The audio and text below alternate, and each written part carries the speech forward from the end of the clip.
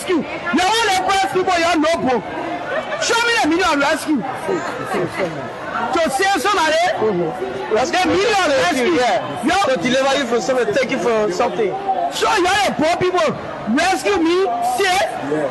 But we the old people. Rescue, the meaning of rescue. That will can't help me while here. That's the same thing. But Jota Bagara can't tell you the water. He can't pour one making the water back to kill on money. You know they get people the pressure. Hospital working. I leave you Joseph. I even made 1,000 a lot. I even made 500 a lot profit. Let me come and go. Children waiting for me. You are Jota Bagara. Where will be our result next year? We wouldn't even 1 year. What will be our result the following year? Okay, thank you so much. What's your name? What's your name? My name is Patience Manning. Patience Manning. You selling the market here? Yes. I'm selling it. Yes. But I'm selling it. I get feeling no market. Can't get some. I go look for Yancy son. You go look for the market, you see some? I see food called a food press. The way up, you not understand I was saying. When you go to there, you buy another press. When you come, you buy a different press. So the money I can put it back on my. Also, the money you carry in, to the cold storage. You put it back on my. Very rich. How much for the fish? You buy snapper 14,000. What is to buy 10,000, 8,000. Buy it 14,000. One cartoon snapper 14,000. So we beg the government. We ask y'all to help us to beg our government. He said he came to rescue us. But the rescue that he doing now, we're not understanding it. And when they pull the police on the street, our boyfriend here, they're not giving nothing to us again. They say they can't rescue us. Why they cause a motor bomber running? They want not doing the one. They are breaking the government. We the poor people, they must find place for us that we want be able to scare our clothes. They got poor people, they got rich people in the town. Some of us, we not got north from the south God. And that basement we do, we not understand our children went to school. Our children, when we can't sell the market, we can't make a damn. They say rescue, but we not understand the rescue team.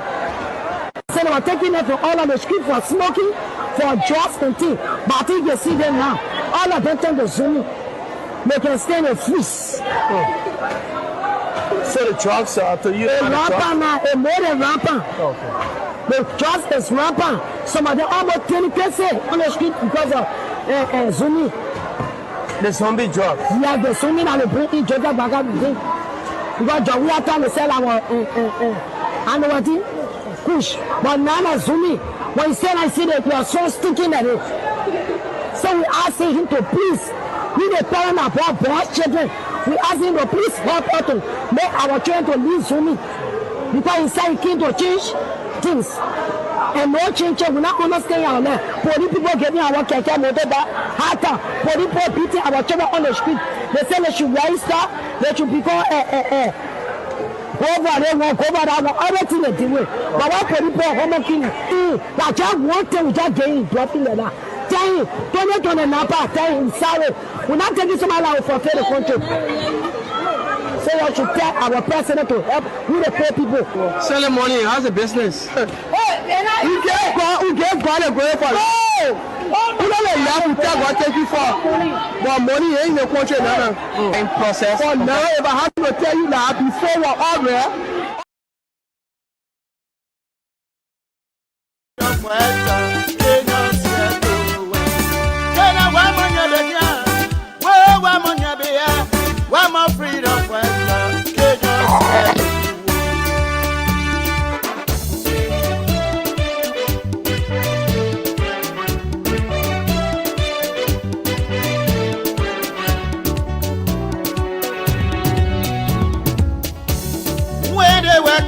They say they were freedom fighters. When they were coming, they say they were liberators. But when they kill their crime, they change their mind. When they kill their crime, they change their mind. What kind of people they so? They are freedom fighters. What kind of people they so? They are freedom fighters. You freedom fighter, you raping our women. They are freedom fighters. Freedom fighter, you killing our children. They are freedom fighters. Freedom fighter, you destroying our country. They are freedom fighters. Ayo, ayo, ayo, ayo, ayo, ayo, ayo, oh, ayo, yo, ayo, ayo, ayo, ayo, ayo, ayo, ayo, Ayo, ayo, ayo, ayo. Ayo, ayo, ayo. Oh, ayo, yo, ayo, ayo. Ayo, ayo, ayo, ayo.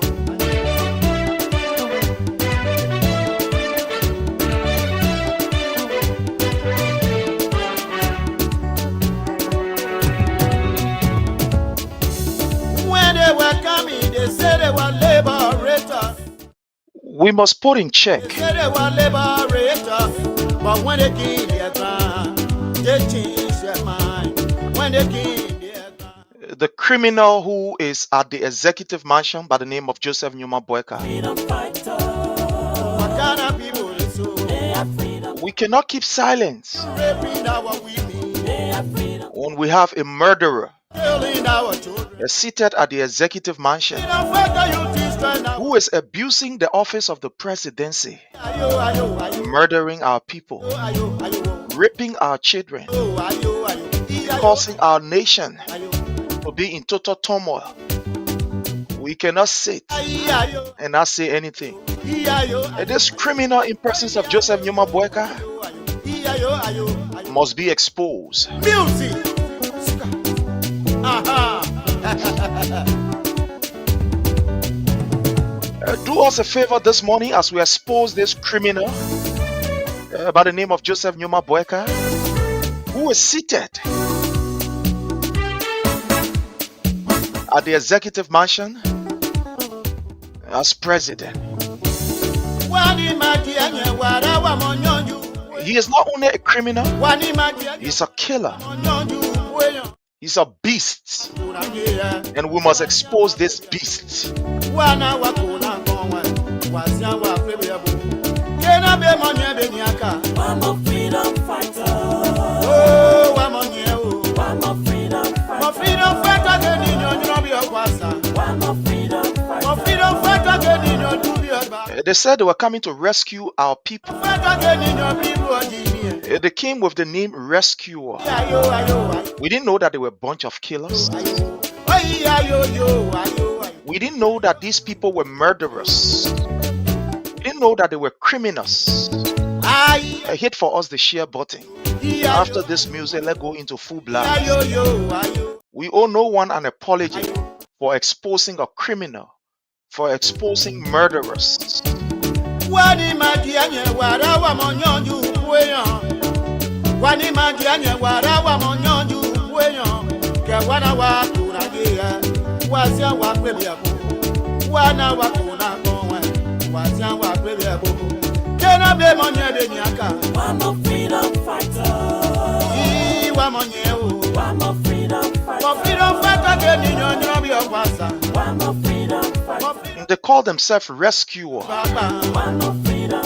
Instead of rescuing the Liberian people, Ojini. I'm a freedom fighter. Ayi, ayo. they are rescuing their bank's accounts. Ayo, ayo. Oyi, ayo, yo. This regime is controlled by a creeping dictator, and this creeping dictator must be exposed. Ayi, And his name is Joseph Newman Boakai, ayo, ayo, ayo. an ailing 80-20-year-old leader Ayo, ayo. who was fortunate through the help of his international partners, Ayo, ayo. Ayo, through the help of these Westerners, yo, ayo, ayo. Ayo, ayo, ayo, ayo. to be seated at the executive mansion. Say, And now that he is seated, his agenda is to chase after his opponent and to plunge our nation into chaos. This man is an idiot that deserves no respect. You don't use the presidency as a means to witch hunt people and plunge our nation into chaos. How dare you? You sickling, weakling Boakai. We will expose you.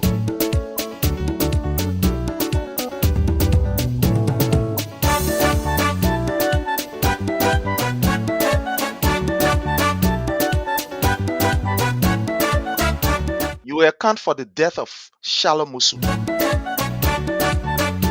I don't care how long it takes. I don't care how long it takes. Joseph Newman Boakai and his girlfriend, Councillor Gloria Musu's card will account for the death of Shalom Musu. Hit the share button. Let's get started.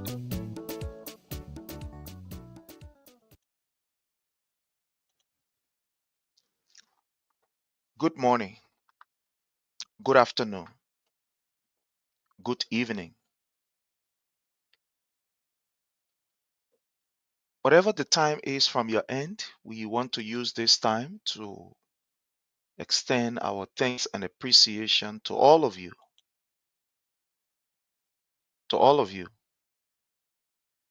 who continue to support our work.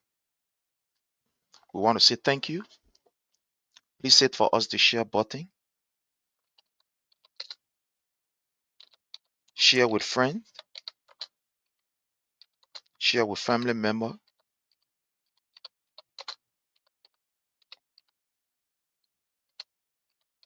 share in your various chat room.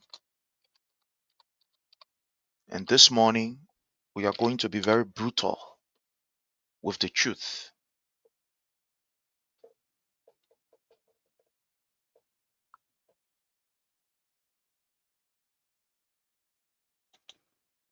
We owe no one an apology for exposing what is happening in Liberia. Just as you are entitled to your own opinion about Liberia, I am also entitled to my own opinion. But the difference between you and I is that my opinions are based on facts. What I say here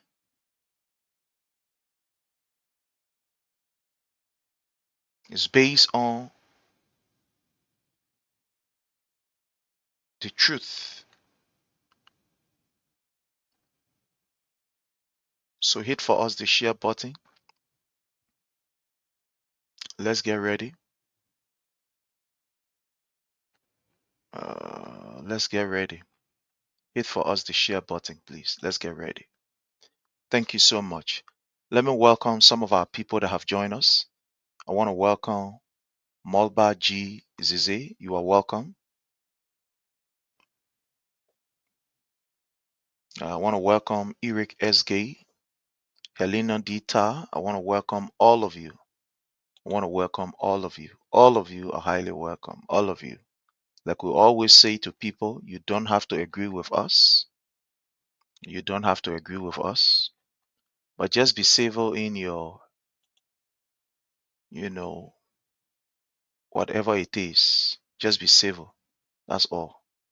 And we'll have a wonderful time together. Thank you. So, fellow Liberians, this morning, this afternoon, this evening, there are three major things we're going to be talking about. We have three major talking points.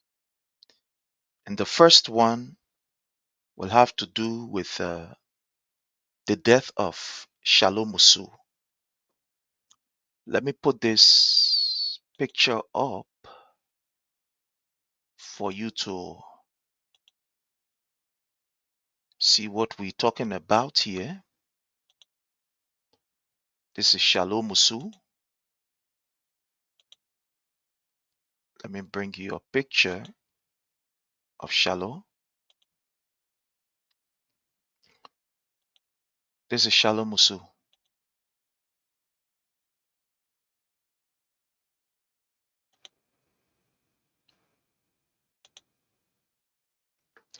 This is Shalom Musu, which I believe all of you are aware of this case that happened in Liberia. I'm sorry, I want to get you a very clear shot of what we're supposed to bring you.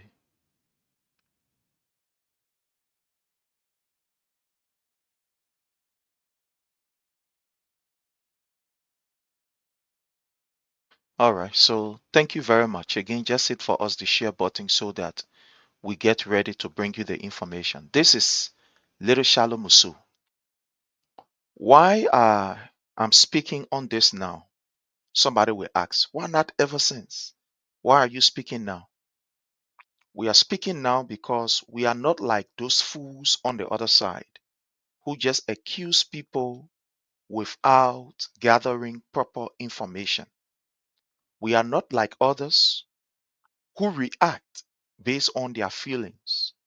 We are not like others who will just accuse people because maybe they feel that politically they have some differences with that particular individual. For us, we believe that what we represent is bigger and is larger, and it has a weight.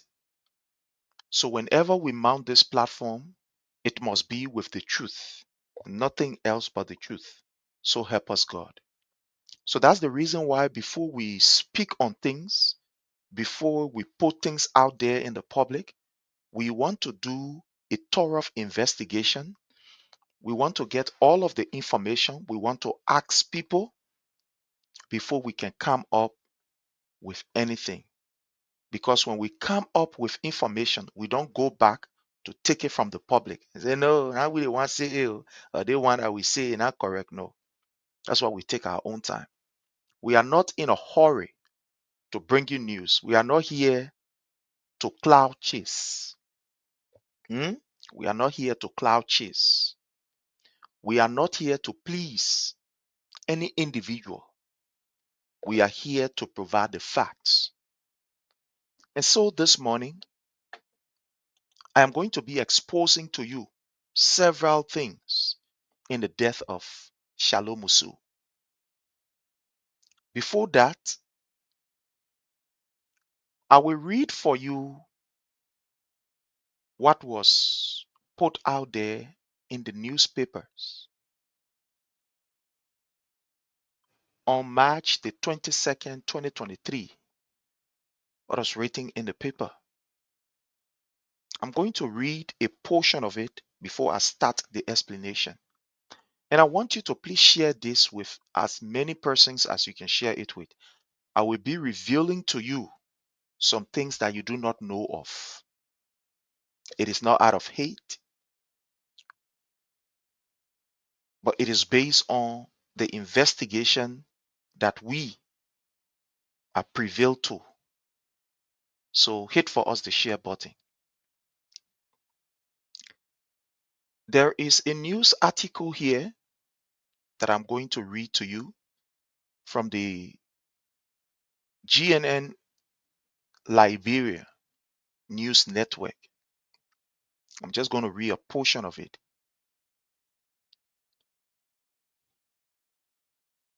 Amidst family outcry, pathologist Kuli speaks out on Shalom Musu provisional cause of death. One of the government pathologists, Benedict Kuli, has provisionally announced the cause of death of the daughter of former Chief Justice Councillor Gloria Musu Scott, who reportedly died from multiple stabbing wounds following an attack on the home of the former Chief Justice in Browville some time ago. Speaking to journalists Tuesday, March the 21st, 2023, following the conduct of an autopsy on the body of the late Shalom Musu in the presence of about 20 persons, including 2 family members, human rights group, civil society organization, amongst other. Pathologist Cooley said he was releasing what he called a provisional cause death of Shalom Musus until the final determination is made after scientific examination on the body was done, with the final results set to come out in 2 weeks. According to him, the late Shalom Musu died as a result of excessive loss of blood from a ruptured left-right artery that caused massive hemorrhage, which went on to suppress her left lungs from functioning properly. She lost so much blood on the inside and outside after a puncture below her left rib, which cut one of the artery that made blood to flow in the chest, leading to collapse of her left lungs, pathologist Cooley told journalists.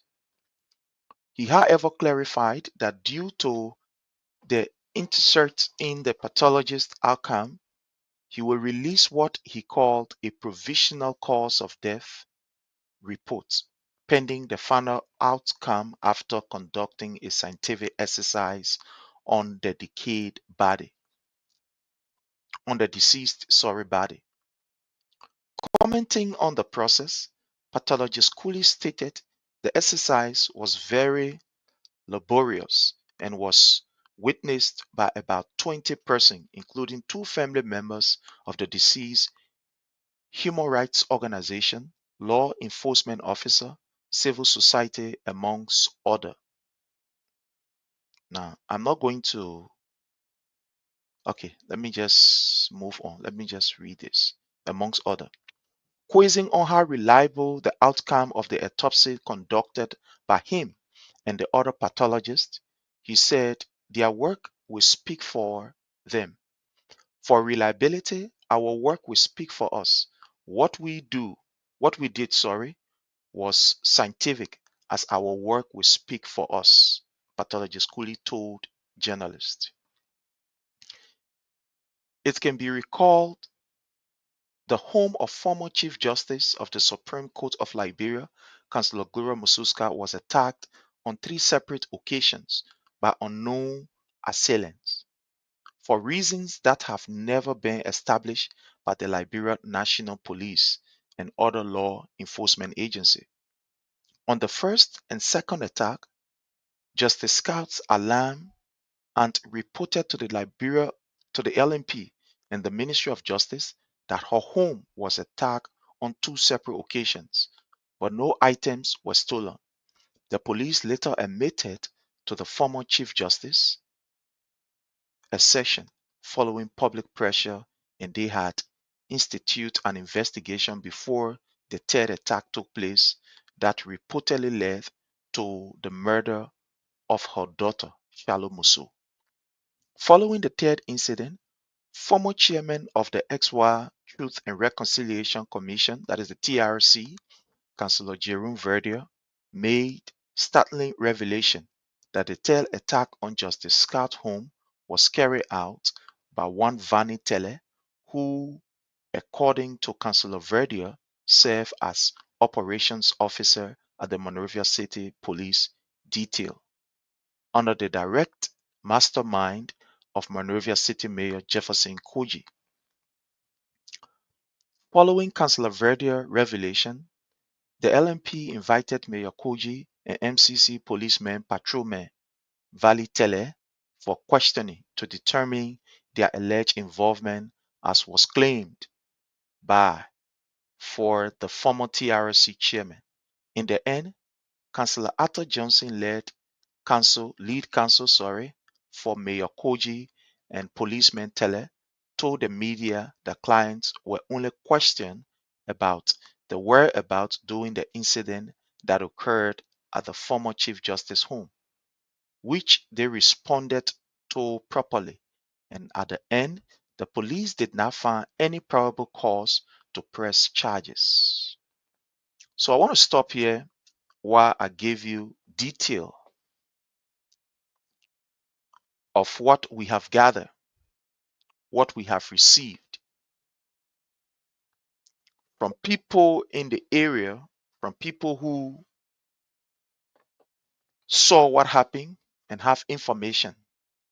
And I am using this video to challenge the Liberia National Police led by Gregory Cuomo to do further investigation. We are challenging the Liberia National Police to open this particular case of Shalom Musu. If they think that what we are saying is false, is misleading, has no iota of truth, we are challenging the Liberia National Police to open the case of Shalom Musu. So, fellow Liberians, from information that we have gathered, as we gather this information, we'll let you know. Before the incident occurred, or before the death of Shalom Musu, this young lady that you are looking at here, you know, Councillor Gloria Musu Scout has two residences in Liberia. One is in town in the Sinker Belt, and another is in Broadville in the Virginia area. Most of the time, she spent her, most of her time in her Sinker residence, where usually she will be, with other, you know, one will say some of her colleagues in her Sinker residence. And sometimes the area there in Broadville, her other house in Broadville, she goes there, just on occasions, sometimes to go and rest, to get away from the crowd or to get away from other, one would say events. So at her place there in Broadville, it's almost like one would say a farmhouse when she wants to get away from all of the hustles, tussles, and bustles or the busyness. She goes there and relax herself. Sometimes she's there for a week, and then on the other side.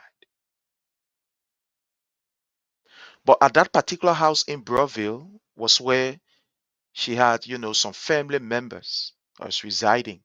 And she even had a security there also, because that particular area wasn't an area that, she was always there. She goes there once in a while for some, resting purposes and etc. But she had family members there, and she had, uh, some other stuff going on there. Shalom Musu was also one of those family members that was actually based in that particular Broadville home. And along with another girl who was actually, a granddaughter of Madame Gloria Musu Scott in that particular Broadville residence. She was there with other one or two family members. According to the information that we have gathered, on several occasions during the evening hours, this car will enter the fence. There is a particular car that people observe, that will enter the fence and they will close the fence because the place is well, built. It has a fence around it, and the fence is very high. It's above 6 feet. So to just let you know, the fence is above 6 feet. It's not something that you can stand from outside and just look inside like that. No, it's something that is above 6 feet.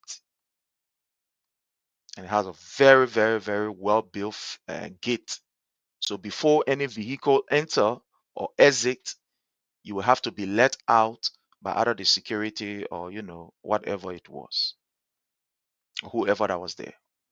But this identical car will always go in, and this individual will get out and enter the place. And most often, this car will come during the evening hours. It was during the evening hours. Now, how did we get this information? This information was given to us by some of the people that were assigned there. I'm not going to call names. I'm just going to give you the information. And fellow Liberians, according to the information that we have gathered, this particular individual that will go to the house in Broadville will later be exposed as Joseph Nyuma Boakai.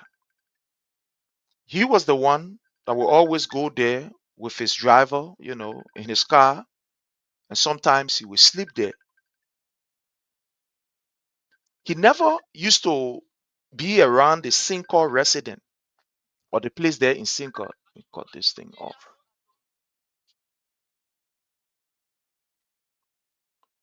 Most often, according to our information that we've gathered from our sources, he will avoid the Cinco area and will be in the Brove area, there where he will go during the evening hours. For whatever reason, he will not be in the Cinco belt or will not want to see, her in the Cinco belt. Madam Gloria Mususka, well, that is something that we don't know. But he will always make his way to the Brove end there and sometimes sleep there or sometimes, spend good amount of hours there. And then late in the evening hour, sometimes by 11, 11:45, leaves from there with his driver. So according to the information that we have gathered, at the time of the incident, there was a relationship between Madame Gloria Musu Scott and that of Joseph Numa Boakai. They were in this relationship. It is something that even people around Joseph Numa Boakai is aware of. People around Joseph Numa Boakai, they are aware of it. This even brought problem in the home of Joseph Numa Boakai at one point in time. Madam Katumu Boakai was not really satisfied with this particular, relationship. She complained, and at a certain point in time, in fact, they were not actually in good terms. That is she and Joseph Numa Boakai, because it was becoming a habitual behavior of Joseph Newman Boakai to go to Madame Gloria Mususkat, sleep there, and he would come on the other side. And Katumu Boakai was not the kind of person who wanted to tolerate this kind of dual relationship or this, you flaunting with this other person and flaunting with that other person. So at a certain point in time, it caused a very serious problem, in the relationship that almost led to Madam Katumu Boakai, leaving the home. But again, at a certain point in time, they just decided that, well, it will be as it is, let's move on. But they were not in a good relationship. Even before Joseph Numa Boakai could win the election, the relationship between them was still not fine. It was still, sour. They still had this particular very bad, atmosphere. So this relationship was not something that was just built within 2, 3 months. It went on for a very long time. According to information, even when Joseph Newman Boakai was vice president of Liberia, it is alleged that this relationship, started between them while he was vice president of Liberia. So it was something that started long ago. It's just that at the time he was in opposition, it became more, obvious for him to always go there. And he will lie and say that they were going there for meetings, they were going there, political thing and stuff like that. And sometimes he will even leave the house for sometimes 2 days or so, be in that particular Brave area, just, cruising up. So Madam Katumu Boakai was never satisfied with the way things were. But then, according to the information, because most of the time, Madam Gloria Mususkat will be in her Cinco residence because it's where she, meets clients, do other official businesses there in that particular Cinco area or in the Cinco belt where she get her other residence. Was where she would meet, clients and, basically that place was almost like where she would interact with people who she is doing business with, either legal business or whatever business. She will always, meet them there. And in her Brove area was where she go to rest herself. Yeah, when she wants to get away from all these, busy schedule. So most often she and Boakai will meet in the Brove area instead of the Cinco belt where people were always, present. So according to the information that we gather, sometimes when Mr. Boakai is at the house that is in Broville, Madam Gloria Mususka will have to take care of some urgent business or businesses. So she will have to leave from the house there in Broadville and will go in Cinco to go and attend to some businesses. And sometimes, according to the information, Boakai will be there along with the children or the family member. But something strange started to happen. There are people in the place started to observe what was happening. The grandchild of Gloria Mususkat, the other girl who it was alleged that she was, there when the incident happened. This identical girl started to accuse Shalom Musu of having, an affair with Joseph Nyuma Boakai when their mother is not there. That is Madam Gloria Mususkat. When she's not at the house, Shalom Musu will sneak in and do whatever, and they will do whatever. That is the information that we gather. So they start to observe this particular strange, relationship between Shalom Musu and that of Joseph Nyuma Boakai whenever, the Oma is not around. And Shalom Musu come from school. In fact, she will be the one that will cook, and when Joseph Nyuma Boakai is there, she will be the one to, do other stuff for him. So this particular information has just been among them, the family, that Shalom Musu was flaunting with Joseph Nyuma Boakai, to the extent that Shalom Musu and her, the other lay girl that was in the house, things became very toxic amongst them. Became very toxic. There was always this particular confusion between the both of them. There was always a confusion between Shalom Musu and the other lay girl, that was there. That is the daughter of Shalom Musu, or Councillor Gloria Musu Scott son, or her granddaughter. So there will always be this confusion. So at a certain point in time, according to the information that we gather, Shalom Musu starts to disrespect Madame Gloria Musu Scott, which did not go down well with some other family members in the place. In fact, at a certain point in time, they said Shalom Musu even wanted to leave the house because it was becoming too toxic. She was being accused by family members in the house. There will always be this particular up and down, and there will be this, quarreling and fighting and stuff like that. So at a certain point in time, Shalom Musu even wanted to leave the place, the house. But again, she was just waiting and said, well, after my graduation, I will find somewhere to go and I will leave this place. So according to the information that we gather, the relationship right in the house there was not something that was fine. Even though Madame Gloria Musu Scott was not actually, or did not really catch them, but her other granddaughter was always feeding her with the information that she wasn't satisfied with the way, Shalom Musu was behaving. She observed some things that were very strange and, on the part of Shalom Musu. And she feels that something was not right, something was going on. But Madame Gloria Musu Scott wanted to see it for herself, because all she felt was that, Shalom Musu was just a hard-working girl, we do whatever and show that the place is clean, take care of Mr. Boakai whenever he sneaks in and stuff like that. So she didn't really kind of like, believe it. But again, she was observing with eagle eyes to ensure that she can have an evidence on that identical news that was being given to her by one of her granddaughter.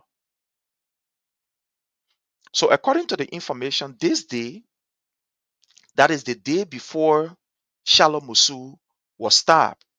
On this identical day, Joseph Numa Boyka drove with his driver. They went to the house. And Madame Gloria Mususkat wasn't there that evening when he went there. It's like she had called him and said, well, I will be at the house during the evening hour. I'm taking care of some other stuff. So he decided to go to the house in Broadville. So he drove and went to the house. He was at the house when Shalom Musu came from school that evening. According to the information, he said he wanted to cook. He wanted, for Shalom Musu to fix him pepper soup, And Shalom Musu went in the market, got whatever she's supposed to get and prepare for him the pepper soup and took it in the sitting place because they have a sitting place there. But according to the information that we have gathered, the room of Madame Gloria Musu's cat was a room that was, a kind of like a sacred room. People don't just go there. But Shalom Musu usually used to be the one who would go in Madame Gloria Musu's cat room, clean the place and ensure that the place is clean. But that room was not a place that, children would just go. Yeah. In fact, Madame Gloria Musu's cat, when she is around, people don't really enter that room like that. Unless she want them to enter the room. Even when she want for Shalom Musu to clean the place, she will be there. She will be right to the house there. Shalom Musu will do the cleaning. From there, she lock the door, take the key, and off she go. But Joseph Numa Boyka had, a key to the place according to the information. So this evening, Joseph Numa Boyka went there. And while he was there, Shalom Musu prepared the soup and carried to Joseph Numa Boyka. He drank the pepper soup and then, went inside for a rest. At the time, this identical girl that accused Shalom Musu of having a relationship with Joseph Numa Boyka wasn't there. I think she was out or so. And according to the information, Shalom Musu and the other uncle who was the security at the place there, he was there. She had a private security. Madame Gloria Mususkat had some private security there also.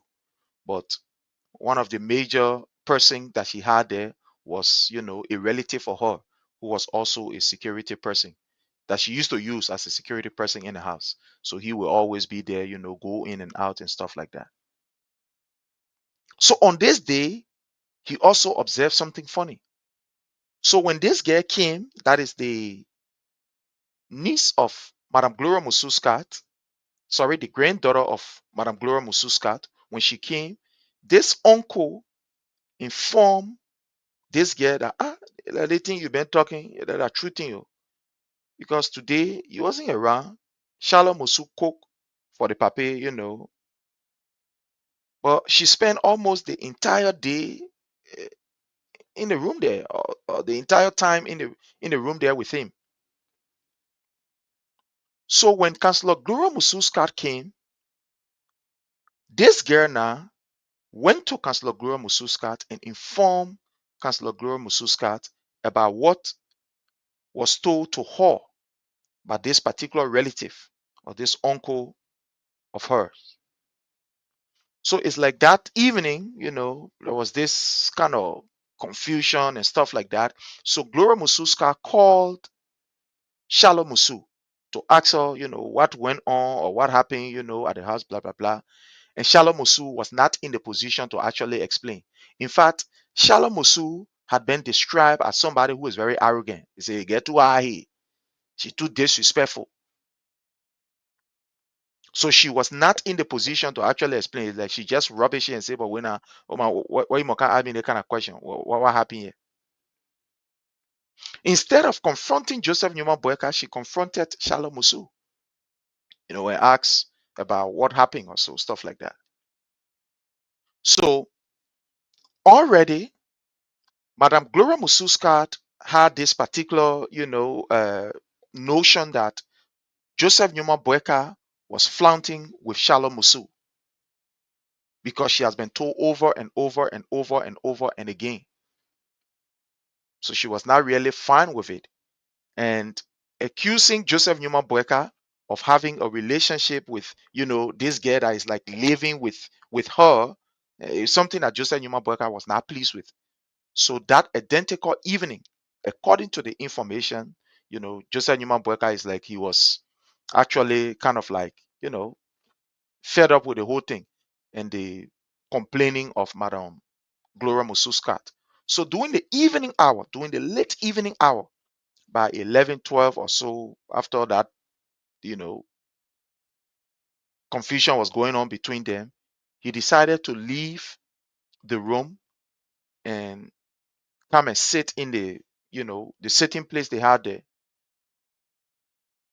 So he left the room, walked from the room, entered the sitting place to just chill a bit because it's like Madame Gloria Musu Scott was, complaining. She was complaining. So while he was there, Shalom Musu, he was there actually with the television on. He put the TV on and was listening to other news or so, something like that, watching news. So Shalom Musu left from her room, I think, and wanted to use the bathroom or so. So she went and then used the bathroom. So when she came back from in the bathroom, asked, "Oh, Aopa." In fact, she used to always say, "Aopa, oh Aopa, you what happened? You sitting here up in the play here or what happened?"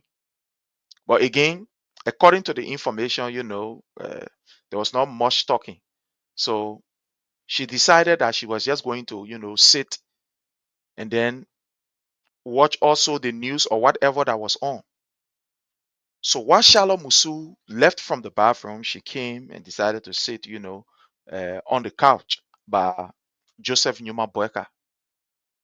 While she was there, it was late now. The other girl was in her room, almost like everybody was indoor. So when the girl woke up also to I think use the bathroom or so, this girl saw Shalom Musu. And she about when Shalom, what are you doing here? You're not sleeping? And then Shalom check her up, gave her cheek and say, "What happened? Are your business? You can't go to sleep." So now, youthful, exuberant energy steps in. So there was this, back and forth and stuff like that. So this girl now, that is the other girl that was in the house, accused Shalom Musu and say, "You ain't get respect for nobody. You ain't get respect for nobody because you're doing big people thing here. So you ain't get respect for nobody." So Shalom Musu said, "If you tell me that thing, the thing will happen to Ned will not be easy between you and I." He said, "What you ought to do, according to the information that we gather, what you able to do? The thing will do to me. You ain't get respect for nobody here. You ain't get respect for nobody because you eating in the plate that big people can eat in. So you ain't get respect for nobody." So the Hashalom Musu, being somebody who is very agile, went to her and said, "When you open your mouth again and tell me what you are telling me, I will slap your face." That's how she said it. And Shalom Musu slapped her. When Shalom Musu slapped her, she went straight to Counselor Gloria Musu's car door, knocked at the door, and lay complaint.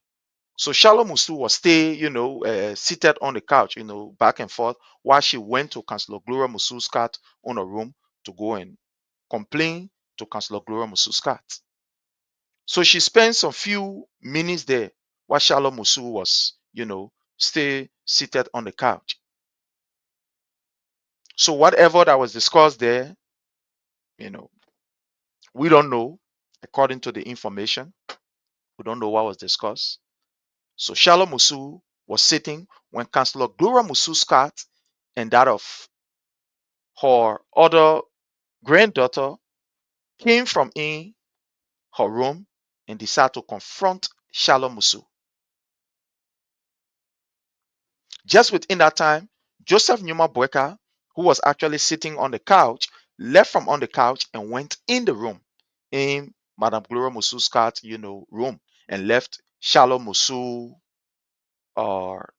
the other girl, along with Councillor Gloria Mususkat, talking. While they were talking, not known, Councillor Gloria Mususkat had a pepper spray on her. She had a pepper spray on her. So while they were there talking, and it was becoming too hot between Gloria and this other girl that is in the house and that of Shalom Musu, when it was becoming too heated, already Councillor Gloria Mususkat had this particular thing in your mind that Shalom Musu is flaunting, with Joseph Newman Boakai, and she's not satisfied, and blah blah blah and stuff like that. Decided, well, there is a need for them to subdue Gloria and how you call Shalom Musu, to discipline her. So while this girl and Shalom Musu were talking, Councillor Gloria Mususkat held the blouse of Shalom Musu. So I made you to be rude in this place. So who you think you are? And just within that time, Shalom Musu were trying to say, man, leave me, man, leave me. And the other girl, she also had, Shalom Mususkat close in your hand too. It's like they jack Shalom Mususkat out. They jack her up. So just within that time, Gloria Mususkat took the spray, the pepper spray, the spray that she was talking about that she wasted in somebody's face, and wasted it in Shalom Musu's face. That's how Shalom Musu, like fighting. Decided that, well, she was going in the bathroom to go and watch her face. While in the bathroom, it was where this other girl went, because their intention was to beat on Shalom Musu, was to discipline her, because she was rude and blah blah blah and stuff like that. That's how the other girl went in the bathroom to Shalom Musu. Bam! Start slapping Shalom Musu's face. Start slapping Shalom Musu. And while she was doing that, the spray was in Shalom Musu's eye, and also Shalom Musu was fighting to also, defend herself. Now, how Shalom Musu held her hair that was on her and start, hauling it. So she managed to take her hair from in Shalom Musu's hand, ran outside, and collected a kitchen knife and went back in the bathroom. It was in the bathroom now that fellow Liberians, that this identical girl, the other girl that was with Shalom Musu, decided that she was going to use lethal force on Shalom Musu. I want to show you the picture. I posted the picture yesterday, but it's like Facebook took it down. I posted the picture of where Shalom Musu was juked, but it's like Facebook took it down. Let me see. I don't know. Sometimes Facebook can restrict us.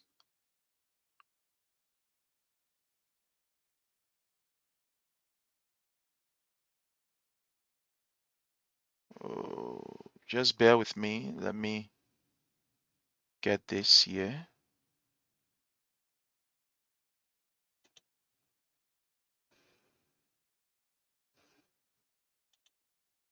So just bear with me. Let me get this picture. I posted it, but then Facebook took it down yesterday.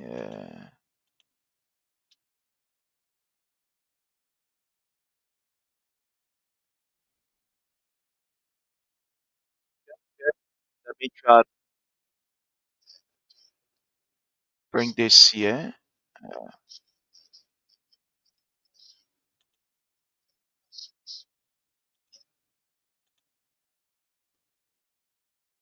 So just bear with me. I want to get it. Yesterday I posted it on the page, but then unfortunately, I don't know. It's like Facebook uh, took down the whole stuff.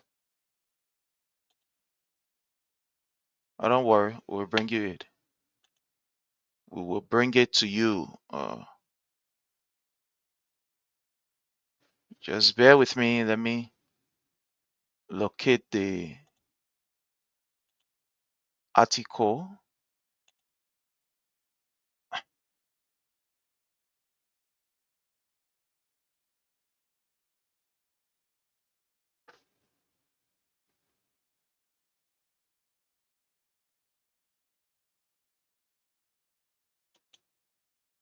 Okay.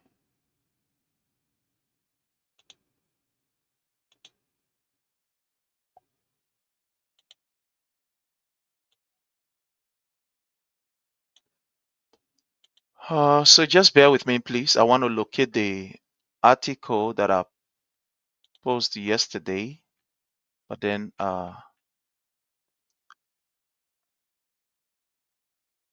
posted it, but then Facebook took it down.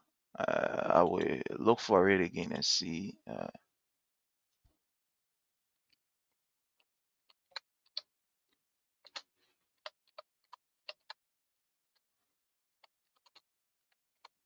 So let me just get it right here. Just bear with me. Let me bring the.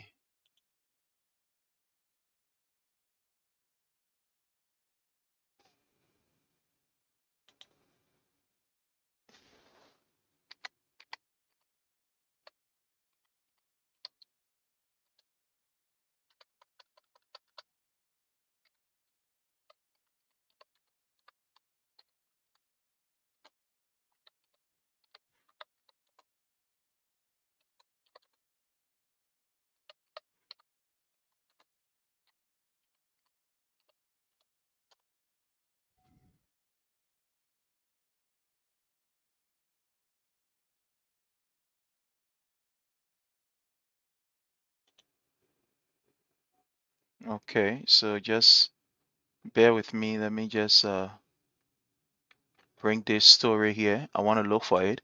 Yesterday I put a story up, but then uh, Facebook took it down. Okay, fine. That's good. That's good. So I have it here, and I'm going to.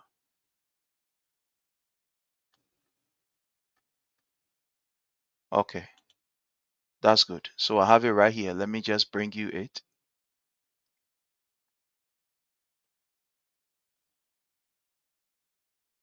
So let me share it right now.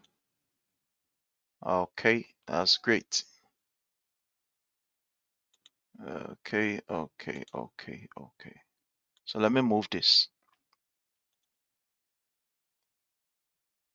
and enlarging this picture for you to see. Now, this is what was said by the pathologist, and I'm going to read what the pathologist said, right? With the exception of the information that we gather.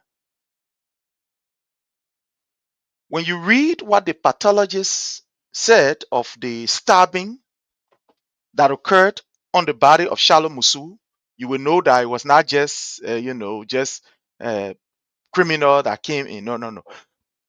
Let me go to the story. So here is it. I don't know. I hope Facebook will not block this thing because Facebook have a way of blocking. Let me see. Let me get something here. I don't want Facebook to, because if I just show this thing as raw as it is, Facebook can block this. Yeah. And I don't want for Facebook to damage my stuff. So just bear with me while I. So here is it. It says, you see the caption right here, right? Revelation of the hidden truth of Shalom Musu's murder story, part 2. The philosophy of a half-filled glass. You see it here. Here is it right here. I don't know if I can show this. Anyway, this is the body of Shalom Musu. Let me just roll with this quick. But these are some of the,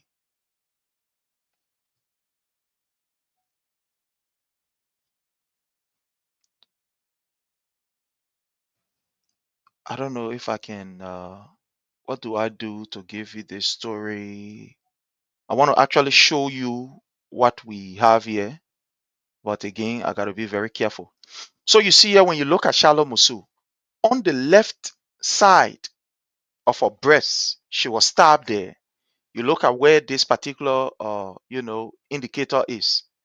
This orange indicator show you where she was stabbed on her left breast. It was at the time that this particular girl entered the room. Entered the bathroom. Because remember, I told you, Shalom Musu was sprayed by Chancellor Gloria Musu Scott because they wanted to subdue her. They wanted to discipline her. In other words, to discipline her. And so at that time, Joseph Newman Boakai had already left from the sitting place there, and he went in the room when that fighting was going on. He already left and went in the room.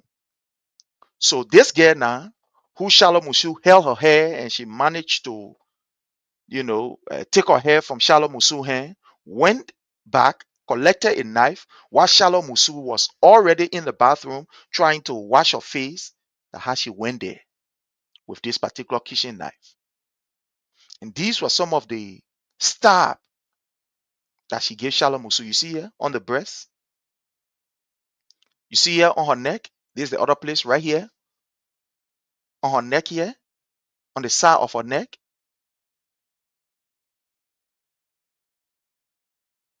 You see some of the stabbing mark. 3 stab wound to the chest. You see right here, the stabbing wound, 3 to the chest.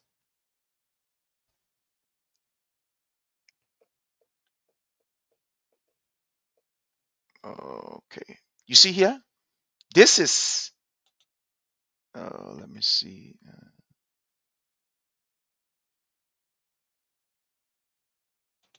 This is the scene in the bathroom. This is the scene in the bathroom. Because the incident, actually, the stabbing occurred in the bathroom because the way they were fighting. The stabbing occurred in the bathroom. So when you look here, you can see, the blood mark all in the bathroom. You see here. Look at the blood mark all in the bathroom. You see here. This is the bathroom. You see here. You see here. And all the time that all these things were going on, Joseph Newman Boakai was in the room. Councillor Gloria Musu Scott, after spraying Shalom Musu face, also left from in the sitting place there, and she went in her room. So she was in her room while this identical girl and Shalom Musu was on it. And also a relative of Madame Gloria Musu Scott, I think 2 old ladies or so, they were in the place. And they were trying to stab them. But again, the spray was giving these older people, tough time. So they had to call their uncle who came and, try to see how best he can, part them from fighting.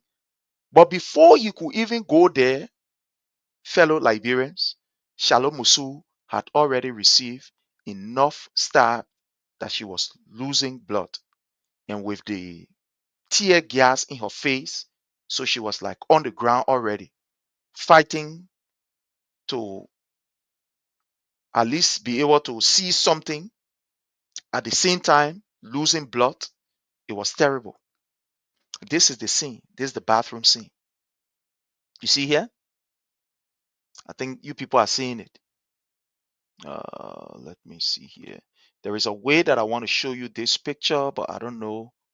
Let me see. Let me see. This is the scene from the bathroom. Let me do something here. Let me just do something here. Bear with me. Let me do something here. Let me do something here quickly. Let me see if this will be able to work.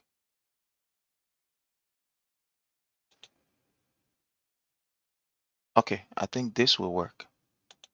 Okay. So you see here, this is in the bathroom. You see the amount of blood that Shalom Musu lost? All of this was happening in the bathroom. All of this was happening in the bathroom. Because remember, I told you, after, the spray her face, after Councilor Gloria Musu scarf spray Shalom Musu face, Shalom Musu ran in the bathroom so that she can at least, clean her eyes. And it was where the other girl ran also to go and beat on Shalom Musu. While in the bathroom, Shalom Musu, grabbed her hair and they were like fighting, up and down and stuff like that. She managed to remove Shalom Musu hand from in her hair, ran outside, collected a kitchen knife, and went back in the bathroom. So it was actually in the bathroom that Shalom Musu lost her life. So this is the scene of what happened in the bathroom. Let's show you some stuff here. This is the bathroom. Let me show you this again. Oh, sorry.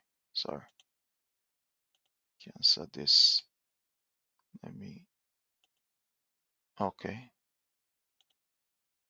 All right. So let me show you something here. Also, look at this. You see here? This is the scene of the bathroom. This is what happened in the bathroom. So you see here, it was in the bathroom that the whole thing occurred. You are looking at the amount of, blood that Shalom Musu lost right in the bathroom. So while she was in the bathroom fighting on her life, fighting, she heard me, she heard me, she heard me. Gloria Mususka, who's supposed to either call people or call the securities from outside and stuff like that, decided that, she would not intervene. All she felt was her other daughter, that is her son daughter, was disciplining Shalom Musu. And she did not go there. So Shalom Musu were there crying, oh, y'all come for me, oh, y'all come for me. She heard me, oh, she heard me, oh, she heard me, oh. None of them go there. The Shalom Musu was down there for almost like maybe 30 minutes or so plus. Joseph Nyuma Boakai was in the room along with Madam Gloria Mususkat.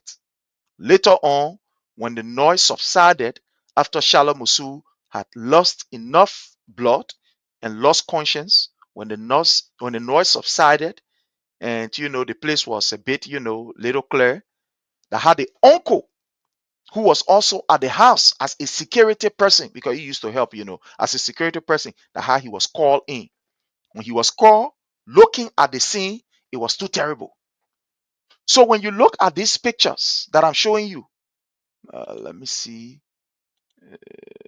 Okay, look at this picture. You will see that there are footsteps in the bathroom because the whole place was messed up. When you look here, you will see the whole place was messed up. So it was how this uncle now, when he came on the scene for the second time, because remember the first time he came there trying to to pat them, and it's like he said he just left from there.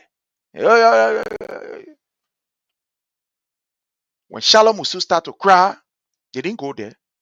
But after a certain time, when the whole place was a kind of bit quiet, and when the other girl, looked and saw that Shalom Musu had been stabbed on several occasions, and she was like helpless on the floor, lost enough blood, that she ran to call the uncle and the Oma. Just within that particular time, fellow Liberians, you know what happened? The story that I don't want to tell you. Joseph Nyuma Boakai left the place, called his driver. His driver came and then drove him out of the house.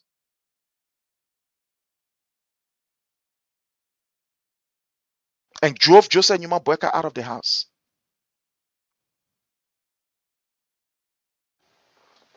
When this thing happened, according to the information, Councillor Gloria Mususka did not call the police. You know the first person that she called was at the time the Justice Minister, Frank Musa Dean. She called Frank Musa Dean. Why would such a thing happen and you don't call the police? And decided that they would call Frank Musa Dean. It was Frank Musa Dean that she called and explained to Frank Musa Dean, what happened. There was a commotion between her daughter, and that of Shalom Musu, and blah, blah, blah. This went on. And explained to Councillor Frank Musa Dean what had happened, how this altercation came about. And they were able to fix that particular story.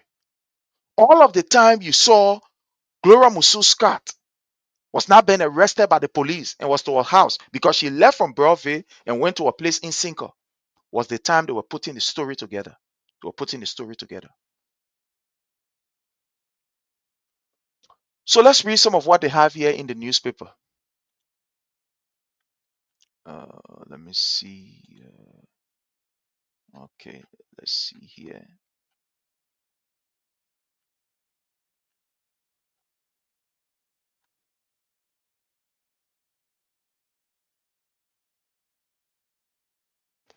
And according to the information that identical night,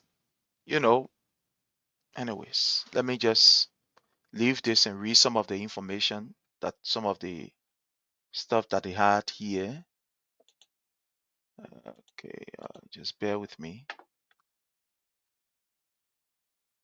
Okay, I'm going to put this up. I'm very sure, I hope Facebook is not going to block me, but I don't want to risk my page for this. But let me read you some of the information.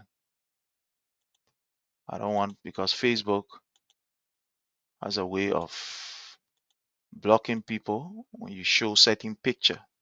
I don't know if I will show the picture, but this article is from the New Dawn newspaper.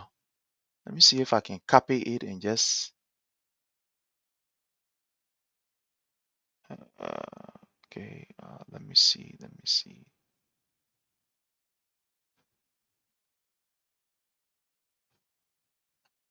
Okay, so let me show you this part. I think I can show this part to you.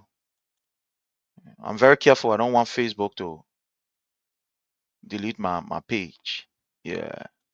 Already we'll get many where I can be reporting people page, then Facebook can't delete my page again. The time, effort, and energy I spent in this. Okay. So it says Revelation of the Hidden Truth of Shalom Musu Murder Story, Part 2. The Philosophy of a Half Full Glass. So I'm just going to scroll this. Okay, let me Sunny A here. All right. So I'm going to read this story. We'll read it together, take our own time, and get some truth from this. By Rockefeller F. Cooper, the second, medical doctor, MSc, MSP, FDR, F/RACMC, CME, sorry.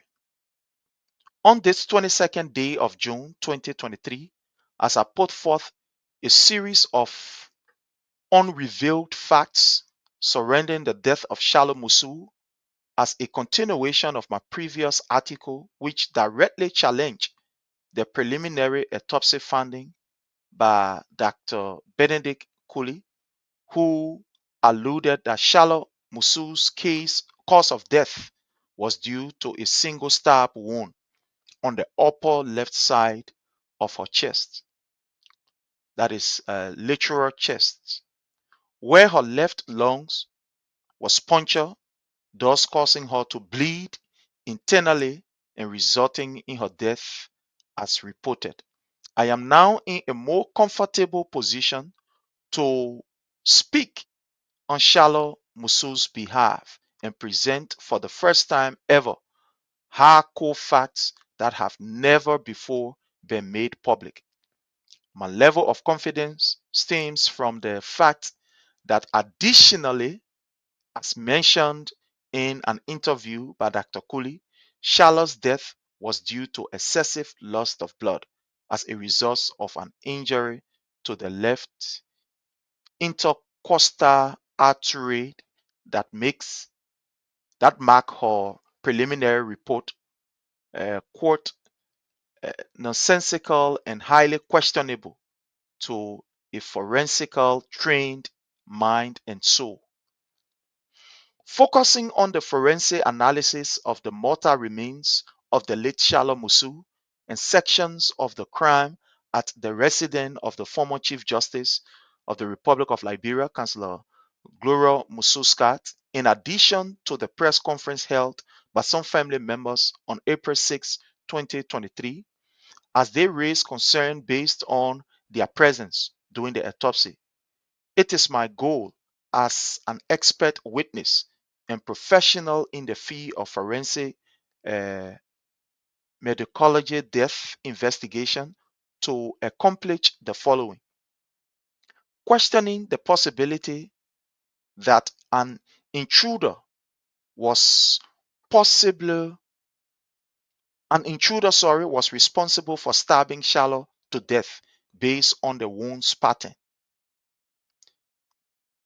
Discussing the bloodstain pattern in section of the home as a means of providing an insight as to what may have happened, thus creating a path to address a lot of the what, when, was, where, when, who, and why that may be in speculation. Number 3, enable the Liberian society to have a clear understanding as to what really caused Shalom Musu's death. Let's go on. As a recall from the Front Page Africa media outlets on the 22nd of February 2023, between the hour of 9 to 10 p.m. at the residence of Councillor Gloria Musu Scott, that is the former Chief Justice of the Republic of Liberia, located in the Sharif gas station community in the township of Virginia, District number 17, Moserado County. It was alleged that the said resident was attacked by an alleged armed robber who stabbed the late Shalom Musu, a niece of Justice Scott, as well as a promising and expected graduating student from the Stars University in Monrovia. An eyewitness account given by Mr. Alvin Geze stated that while indoor for the night, he heard neighbors screaming of armed robbers being in the community and thought they had been apprehended, only to find out the robbery was at the former Chief Justice residence, where they stabbed Shalom Musu to death in the bathroom and then proceed to Councillor Scott, who fended off the attacker by using a pepper spray in self-defense. Moments later, it was in her car that Shalom Musu finally gave up the ghost as she bled profusely while en route to the hospital. Another eyewitness by the name of Lucini Sharif stated that as part of the search party that responded to the said resident to help rescue the occupant and apprehend the robber, they stumbled upon the gate and doors being locked. The private security hired by Councillor Scott after 2 previous robbery attempts, as alleged, stated that they could not open the gate for entry since the key were in the home itself with Councillor Scott, meaning the gate could only be opened by occupants of the residence. As a result, he and others entered the compound more than likely by climbing over the fence. Yeah, more than likely by climbing over the fence and searched the ceiling and internal parts of the residence, but saw no one as in the armed robberies. And during this time, the occupants were in their respective room. And you hear what we're talking about? All of them were in their room. Giving the eyewitnesses account above, let us ask ourselves the following. Was there any sign of a break-in on the night of February 22nd, 2023, especially with security on guard?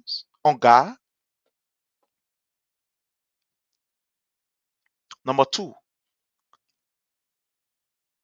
as the gates and door could only be opened by an occupant of the residence, at what time was the house open for neighbors to make entry?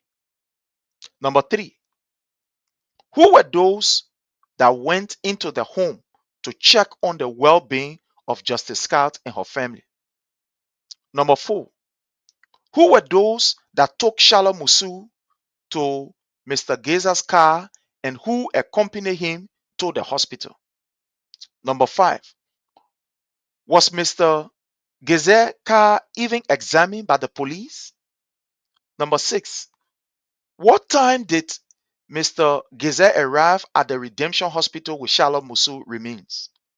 Number seven, what time was Shalom pronounced dead by staff at the body? It said, what time was Shalom pronounced dead by staff at the body at Redemption Hospital? Anyway, that's why it's written here. Number eight, what action was taken by hospital staff on the body, though Shalom was pronounced dead? Number nine, where did the coroner, Mr. Abraham Riggs, do his internal examination of the deceased? Number 10, why did Coroner Riggs turn the body over to the family? Number 11, why did St. Moses Funeral Home took instruction from GOLMOJ not to allow access to the body, which they did not deposit, and had no custody of? Now, I want to stop here. These are all questions, logical questions that were being asked. And one of the things that we are asking, who left from the house? Now, you see, that particular piece is something that up to now, that you and I, or some of you, have not gotten. Who was at the house? Somebody left from the house before the residents start to yell, oh, Yoka, oh, I robber, oh, I robber. Oh." And that person was Joseph Numa Boakai. I am doing this intentionally to challenge the government of Liberia to open that case of Shalom Musu. I am doing this intentionally to expose. There are some informations that I'm not going to give right now because I will give it piece by piece as we receive it. So we are challenging the Liberian National Police. If Joseph Numa Boakai wasn't in the house, if Joseph Numa Boakai is not in the know, if Joseph Numa Boakai was not flaunting with the late Shalom Musu and was being accused by his girlfriend, Councillor Gloria Musu Scott, of sleeping with Shalom Musu, I am now challenging the Liberian National Police to be able to resurrect this case. I repeat, if the Liberian National Police is serious for justice, we are challenging the Liberian National Police to open a case. Let them open a case. It was alleged by Jerome Verdier that he know the entire story. So we are now challenging Gregory Como. We are now challenging Councillor Osford Tua, who is the Justice Minister, to open this particular Shalom Musu case. Let them open a case. You know why they will not open this case? You know why they will not talk about this case? It's because of the involvement of Joseph Numa Boakai. It's because of the involvement. Joseph Numa Boakai was in an alleged relationship, according to the information that we have gathered, according to our sources, with this particular girl called Shalom Musu. And that was the reason why, allegedly, that Shalom Musu was always being disrespectful to other adults in the house, according to them. So if Gregor Como is man enough with balls and is working for the Liberian people and not Joseph Numa Boakai, we challenge him to open this particular Shalom Musu case. I want to stop here so I can go to the other topic by saying we challenge Gregor Como. We challenge the government of Liberia, led by Joseph Numa Boakai, who was actually on the scene when Shalom Musu lost her life.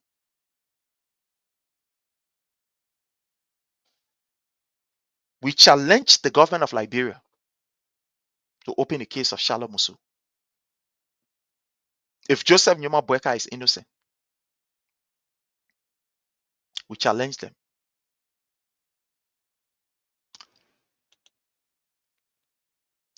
Let me bring you something right here.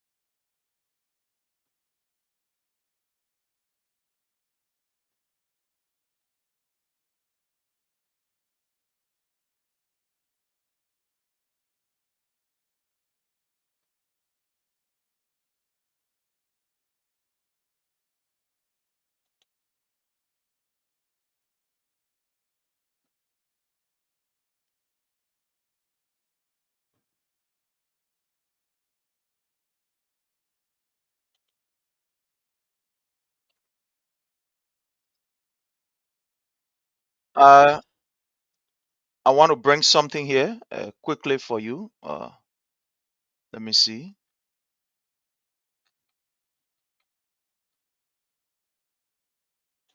Let me bring something here.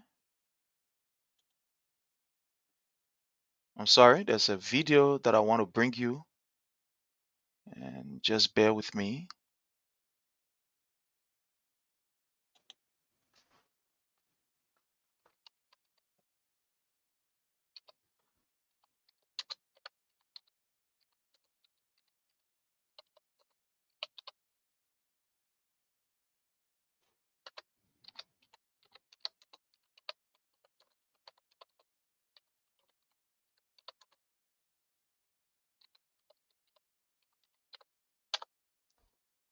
Just bear with me. Okay.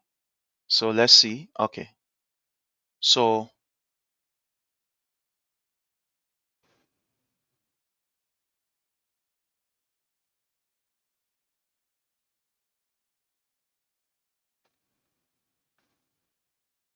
let's bring you this explanation from Councillor Gloria Mususcat. I want you to listen to her.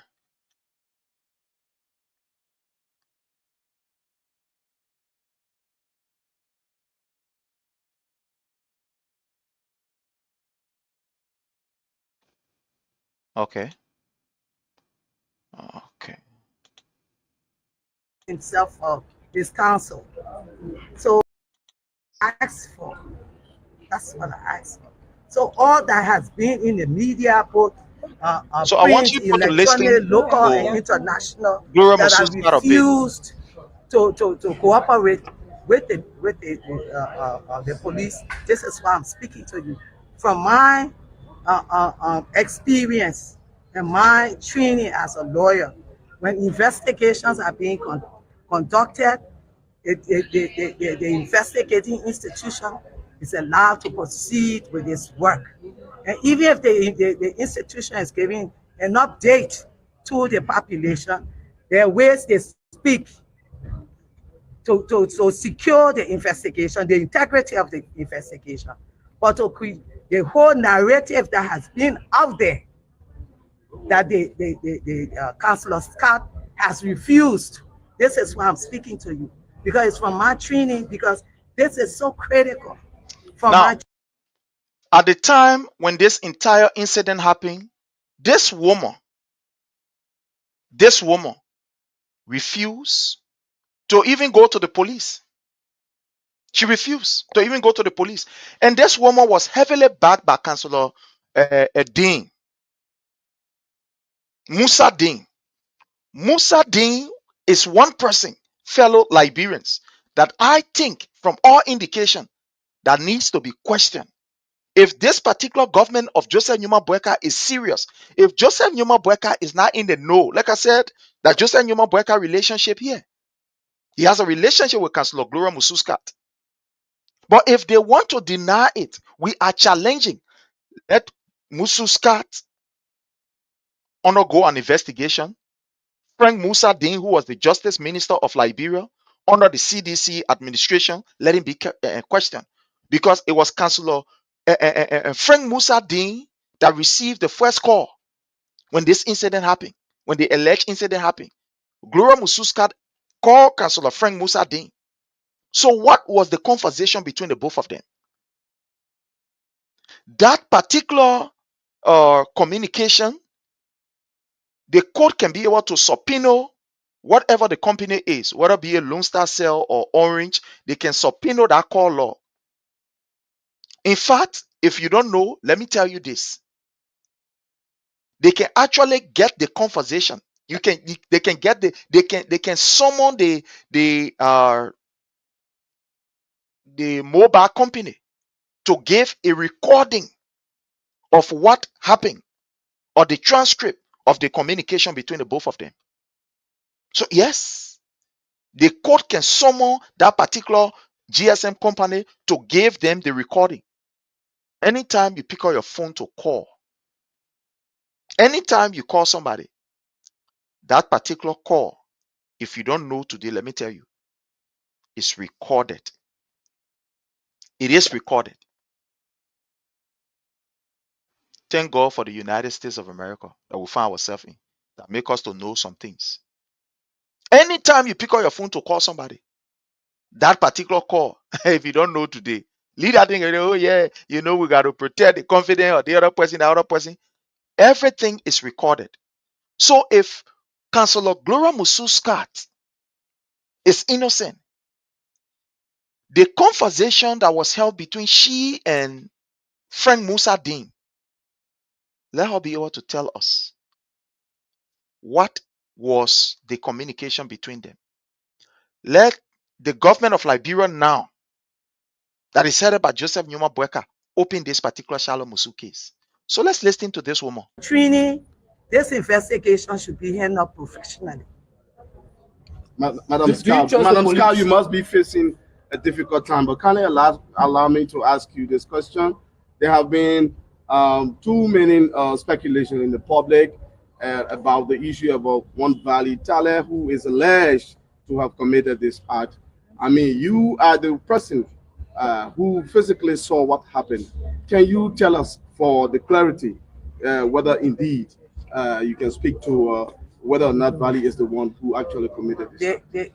That information, the source of that information will speak to it. But I know for a fact there was somebody in our sleeping quarters who should not have been there. And this person is the person that killed Shalom Musu. I know that for a fact. Did you recognize him? She did it. You see, anytime she reached, when she was explaining and reached to this particular place, you see that her voice is trembling, right? That her voice is trembling. There was nobody in their sleeping quarter. Absolutely nobody. There was absolutely nobody that was there. It was this woman who pepper sprayed Shalom Musu. She put the pepper spray in Shalom Musu's eyes with the intent that we subdue her, we discipline her because she's very rude, especially when her other daughter came out and saw Shalom Musu sitting in the sitting place there with Joseph Numa Boakai and confronted her. What are you doing here? What happened? In fact, she was in Shalom Musu when she was sitting in the sitting place with Joseph Numa Boyka. She was just in her, she was in her short something, that thing they can wear, whether it be a backings or whatever. I don't know what the name is. In her short something and in a blast, very, they can call it spaghetti. This spaghetti blast. That's what she was in. And the position that this girl saw Shalom Musu in, she was not comfortable and confronted Shalom Musu. And the where the argument started. Joseph Numa Boyka was there in the house. But let's listen to this. Die by herself. Did you recognize him?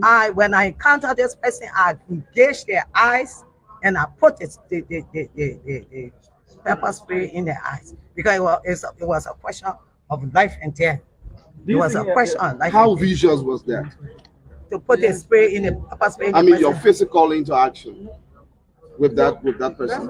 Yeah, my counsel said I should take. You see, the person who is now the Solicitor General. Sorry, the person who is now, I think the Solicitor General, right? Is Councillor Fire. You see the man right behind her here? He is now appointed as the Solicitor General of the Republic of Liberia, I think for Maserati or so, whatever it is. This is Councillor Fire right behind you. And this was her lawyer. So all these people, Gloria Musu Scott, Councillor Fire, these people are aware, including friend Musa Dean is aware of this story that I'm telling you of. They are aware. Joseph Numa Boyka is in the full know of what happened. Joseph Numa Boyka was accused by Councillor Gloria Musu Scott of sexually flaunting with Shalom Musu, which led to the confrontation between Shalom Musu and that of Gloria Musu Scott's granddaughter that led to her death, the death of Shalom Musu. Family members are aware. They're not talking. They are not able to talk. But we challenge the family members to call for the reopening of this case. They will not do it. Read my lips. They will not do it because they are aware. They will not do it because they know Joseph Numa Boyka was the one that was accused of sleeping with Shalom Musu when Gloria Musu Scott wasn't there, or sometime when he comes to the house.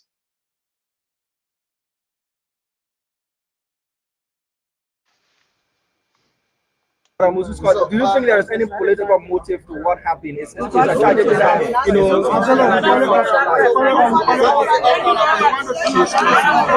You see that? This is it. Fellow Liberians, this is it.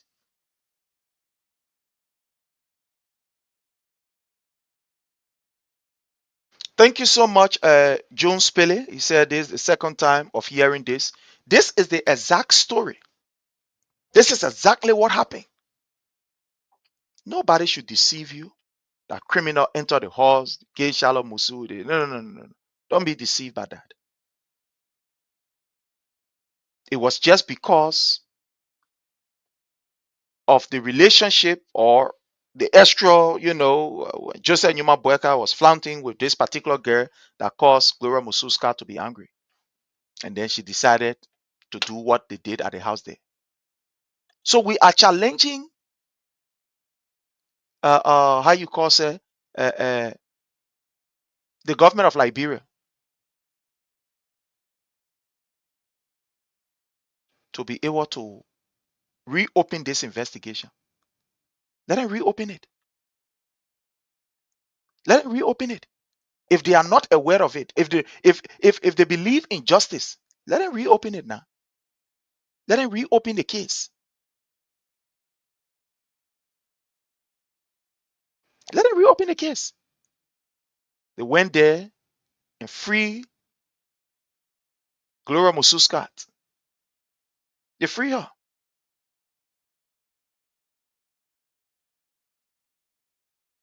They free Gloria Musu Scott. In fact, on the day that they went to free her, people were happy. They were celebrating. You celebrate a murderer. Today, the woman now, she to Noka. Councillor Gloria Musu Scott is to Noka. Joseph Numa Boyka is the president. Y'all remember when they went there to,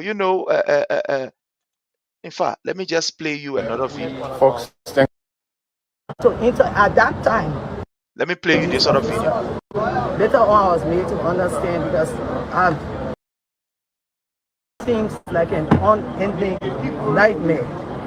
And they came and talked to me, and they left. The following day, to say, in terms of your knowledge on what happened in that. So listen to I'd just this. like to, before I get to that, I'd just like to say, speak to my interaction with the police since this situation happened. Okay, that's good. Many persons don't know the night of this situation.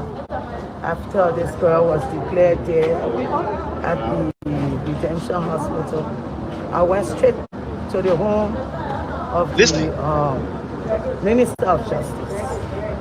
It was at that time he assigned 2 soldiers.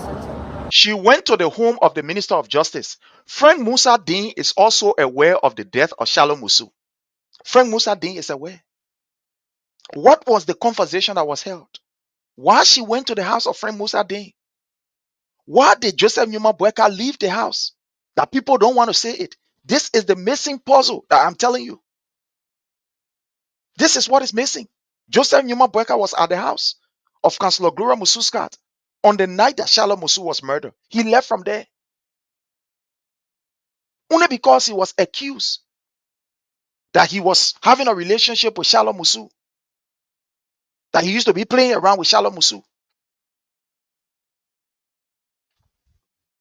Let's go ahead. Police officers of the Minister of Justice. It was at that time he assigned 2 soldiers, 2 police officers to treat me. And the next day, in the days, I can't remember the names of people who came to me. But I had encounters with the police officer. Later on, I was made to understand because right now where I am, it seems like an unending nightmare. And they came and talked to me, and they left. The following day, another group of police officers came to me and talked to me. On Friday, after the week of the incident, the Minister of Justice and some of the investigators came to me and interacted with me. The following week, they wanted to at that time, nobody had told me that they wanted to interview other members of my household. The following week, taking into consideration what was happening, and I informed them that at that point I needed lawyers because I had been in a state of. So you know the clever thing that Councillor Gloria Mususka did? She stopped the people from talking to the family members. She stopped them, told the family member that none of them should talk. Councillor Frank Musa Dean is aware of this entire stuff. But some of us will not keep quiet. This particular Shalom Musu story, I will pick it up. We pick it up. Even though the family don't want to talk about it, the family members, because they are now compromised, and now the woman now she in government. So this even gave the family member an opportunity now. If they are really serious, this gave the family an opportunity to now call the government to investigate. But they will not want to. While there are some family members that are grieving on the death of Shalom Musu, this woman has been awarded by her boyfriend, who is now the president of Liberia, Joseph Newman Boakai, been awarded a job. And some of the family will not talk. But we will terrorize this government with our words until they open this particular case. This case must be open. If Gregory Como is not a political policeman and really want to see the truth, let him open the case of Shalom Musu.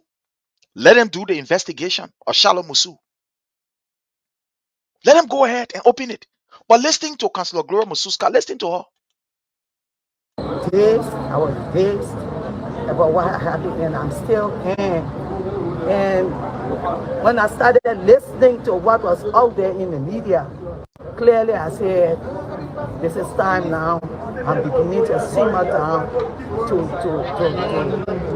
have other professionals around me because we learn in law school, it's only a fool who takes himself of his counsel.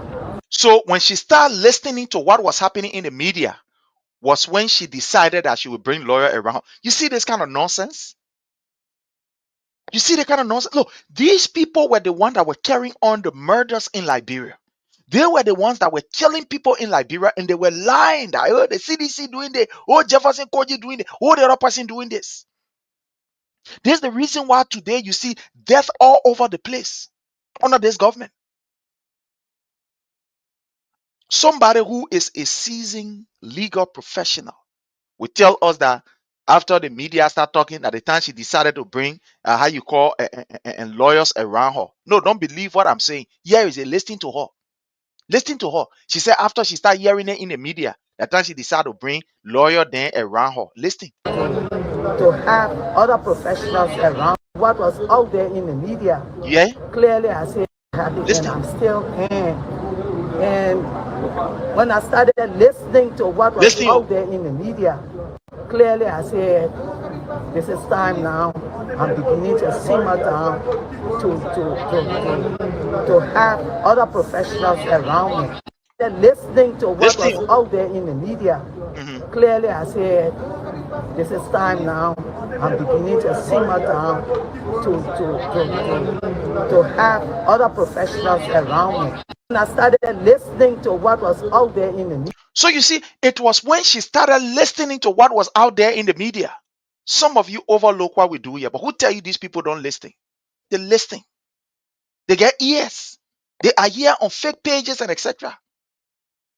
This woman was the one who sprayed Shalom Musu eyes with that pepper spray. The family members are aware that Shalom Musu was being stabbed by one of her own relatives, by the granddaughter of Councillor Gloria Musu Scott, the other girl that was in the place. And this was the reason why Councillor Gloria Musu Scott stopped the people from talking to these other family members. So nobody should talk to them. Now the family members should talk. The woman who can't tell her it was when she started hearing in the media that how can she decided that police then should get around her or legal people should get around her. She knows she's supposed to have legal people around her ever since. This woman is a word of the death. But because Joseph Newman Boakai was the one that was in that house, nothing will come of it. But we make noise. We will make noise. Let's go ahead. Media. Clearly I said, this is time now. I'm beginning to simmer down to have other professionals around me. Because we learn in law school, it's only a fool who takes himself of his counsel.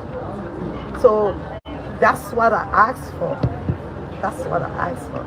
So all that has been in the media, both print, electronic, local and international, that I refused to cooperate with the police. This is why I'm speaking to you. From my experience and my training as a lawyer, when investigations are being conducted, the investigating institution is allowed to proceed with its work. And even if the institution is giving an update to the population, there are ways they speak to secure the investigation, the integrity of the investigation. But to create the whole narrative that has been out there, that the Councillor Scott has refused. This is why I'm speaking to you. Because it's from my training, because this is so critical. From my training, this investigation should be handled professionally. Madam Do you trust the police? Scott, you must be facing a difficult time, but can you allow me to ask you this question?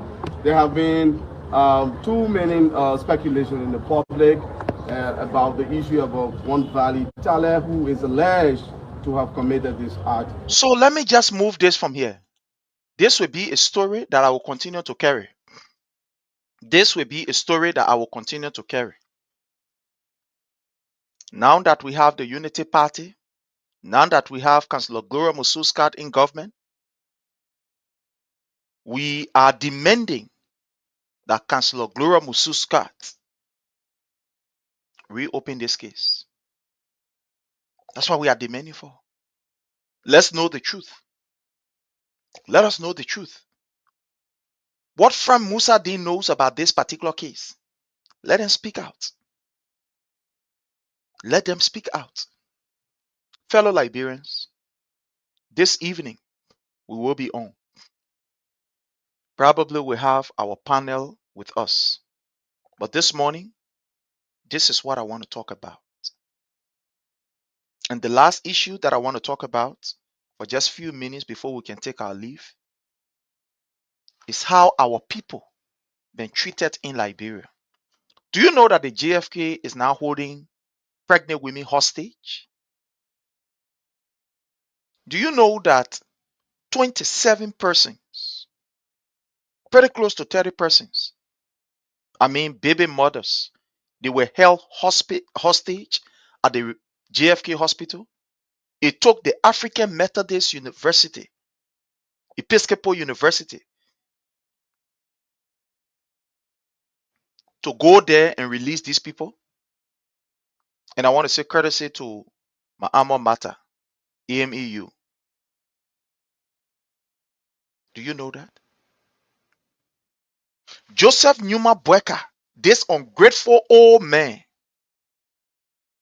was brave enough to take rubber dishes or rubber things and carry it to JFK and say he going to give it to baby mother there and leave these women there.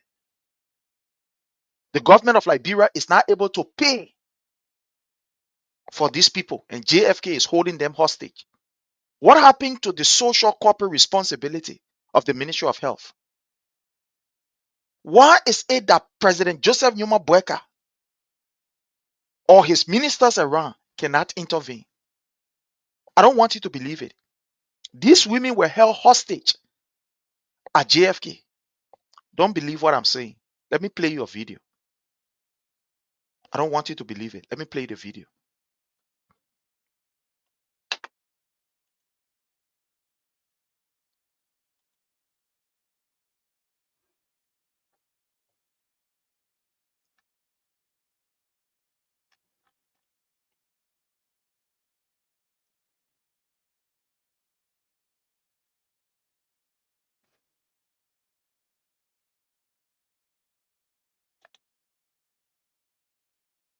Okay, so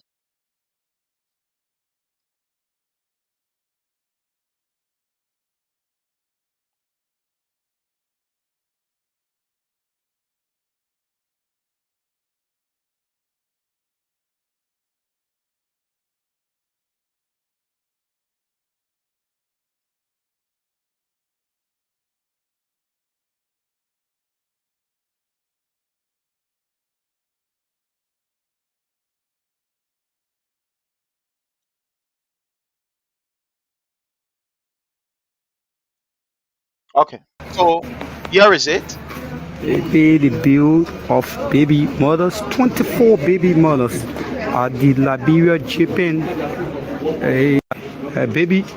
Now, let me just give you a lay history of this thing. At the JFK Memorial Hospital, usually when people go there, that is a government-owned hospital. That is a public hospital. But right, they should have some level of consideration on people who cannot afford. And they should not hold you hostage. Even at that, the bills or whatever should be sent to you. But there is this particular attitude that is going on at JFK. When you go there for treatment, especially, when you go there for maternity, when you go there to go give birth. After you finish giving birth, instead of them allowing you to leave the place with your child, they hold you hostage. There were some young people were there, almost about 20, 30 of them that have been held hostage for almost 2 months at JFK. And guess what?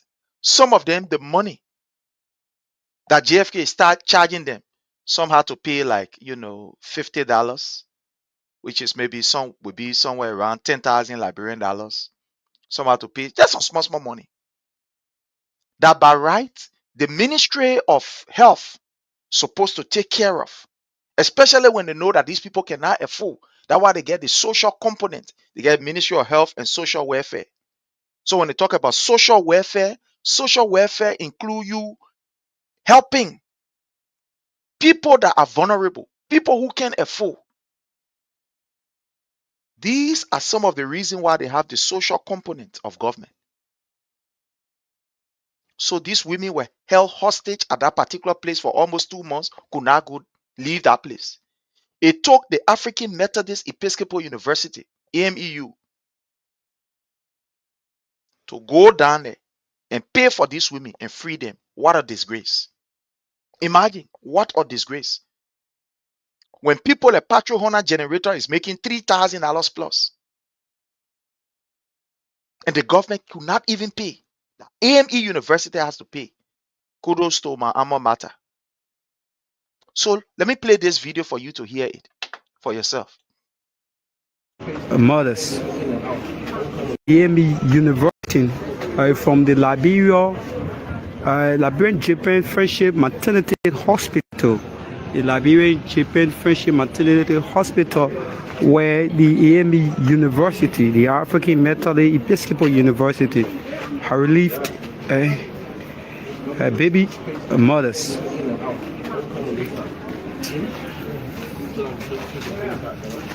The people who come, you see these baby mothers? Imagine a government that come to rescue you is now holding you hostage because you can't pay. Some had to pay $30, some had to pay $20, and they have been there for almost 2 months. Look at all of these women. They are in scrub, all of them. Look at some of the babies. You can see that some of these babies are like 1 month, 2 months. How these people hostage? But these are the people that say they come to rescue you. Let's listen. They pay the bill of baby mothers, 24 baby mothers at the Liberian Japan Maternity Hospital, a component of. It took AMEU to go there and go pay the bills of these women.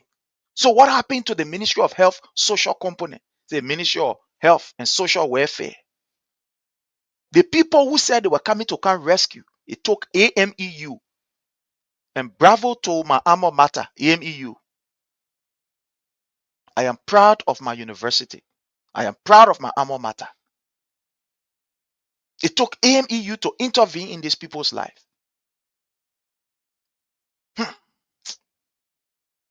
Oh God. They pay the bill of baby mothers, 24 baby mothers at the Liberian Japan Maternity Hospital, a component of the GFK. As I'll be following, this is the new down.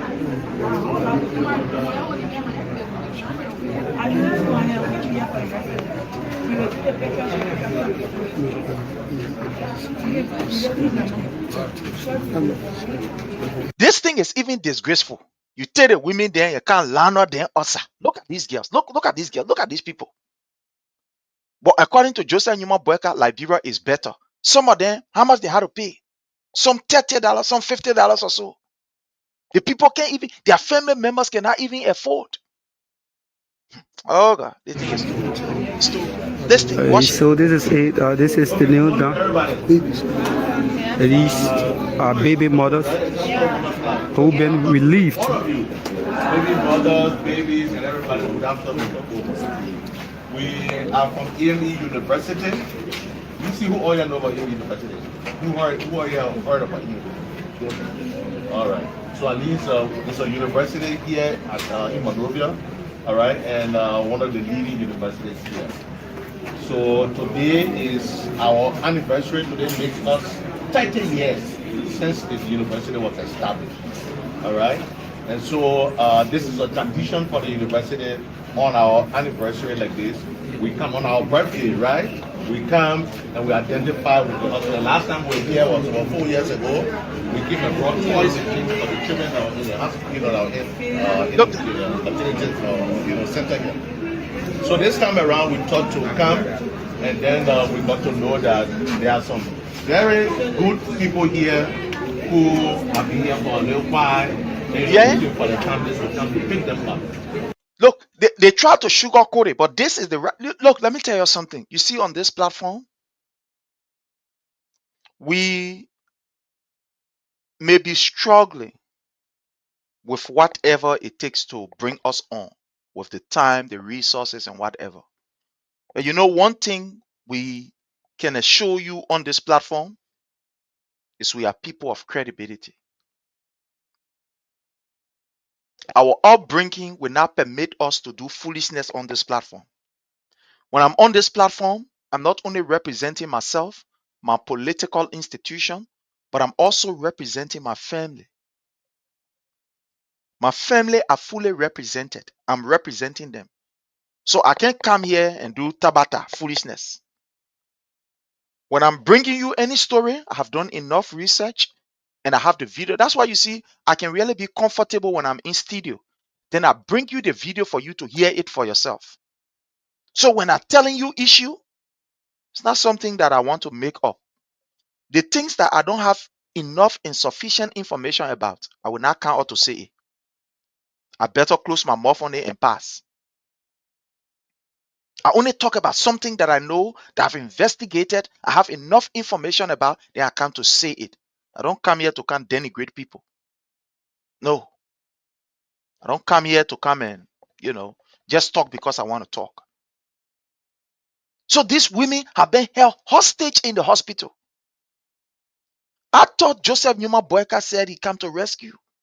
I thought these people said they come to rescue. These women have been in the hospital for pretty close to 2 months plus because the family cannot afford. Can you imagine $50? Can you imagine?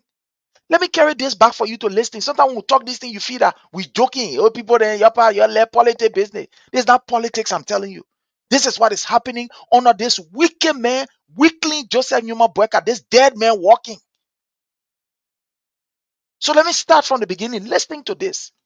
Let me carry here. The hospital where the AME University, the African Methodist Episcopal University, have relieved baby mothers.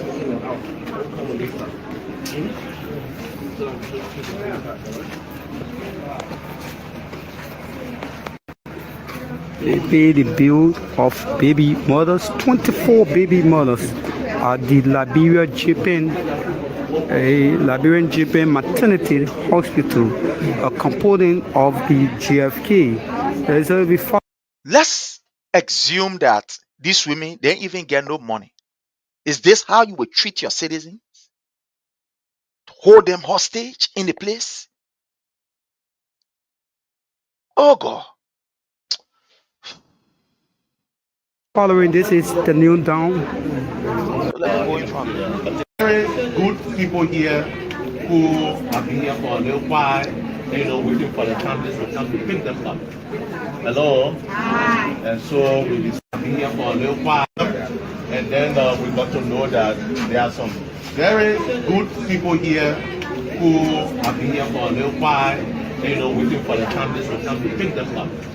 Hello? Hi. And so we decided to come to join you. So we'd like to thank first of all the hospital administration for being here. But however, let me introduce to you some very important persons that we have here in our midst who will be giving you the information. All right? So we will start on our, you say ladies first, right? So all the people, got plenty of people here. But we'll start with one of our very important persons, which is Reverend Mother Atta. The woman that all of us down here who here our man, yeah, and all of you here too like your man too. All right, or the Reverend Mother Atta, and she is the wife to the president of AME University. This is the president. Decline in paying the medical bill due to economic constraint at the Liberian Japan Friendship Hospital. Then we have our maternity. My family cannot even come. Look, I will take this thing from here. I'm getting somehow emotional. I don't know. I'm going to take it from here. I will send myself. But you see what is happening?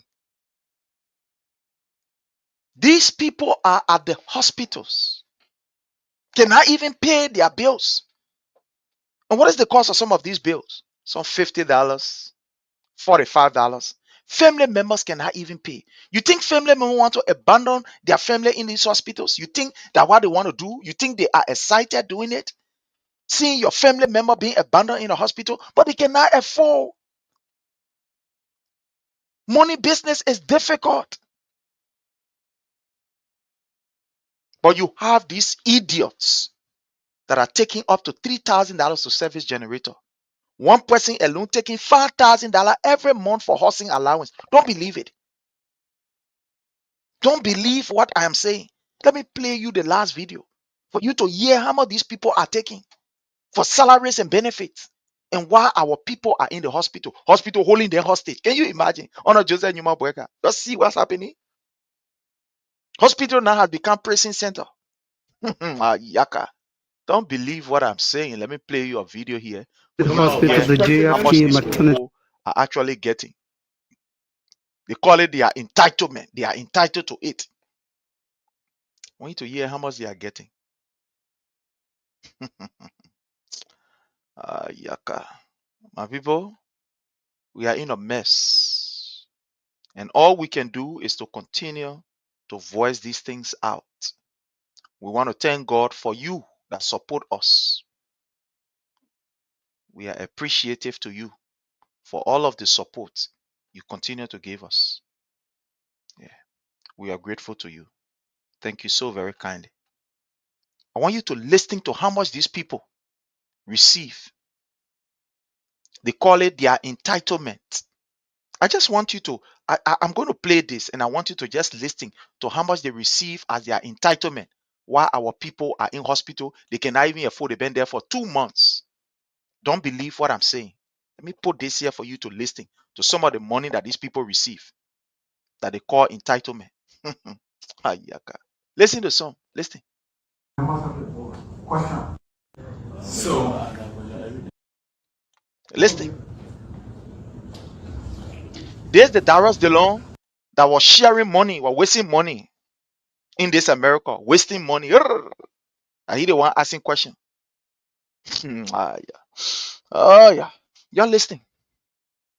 What's the current monthly income of a governor and members of the board? Question. so currently,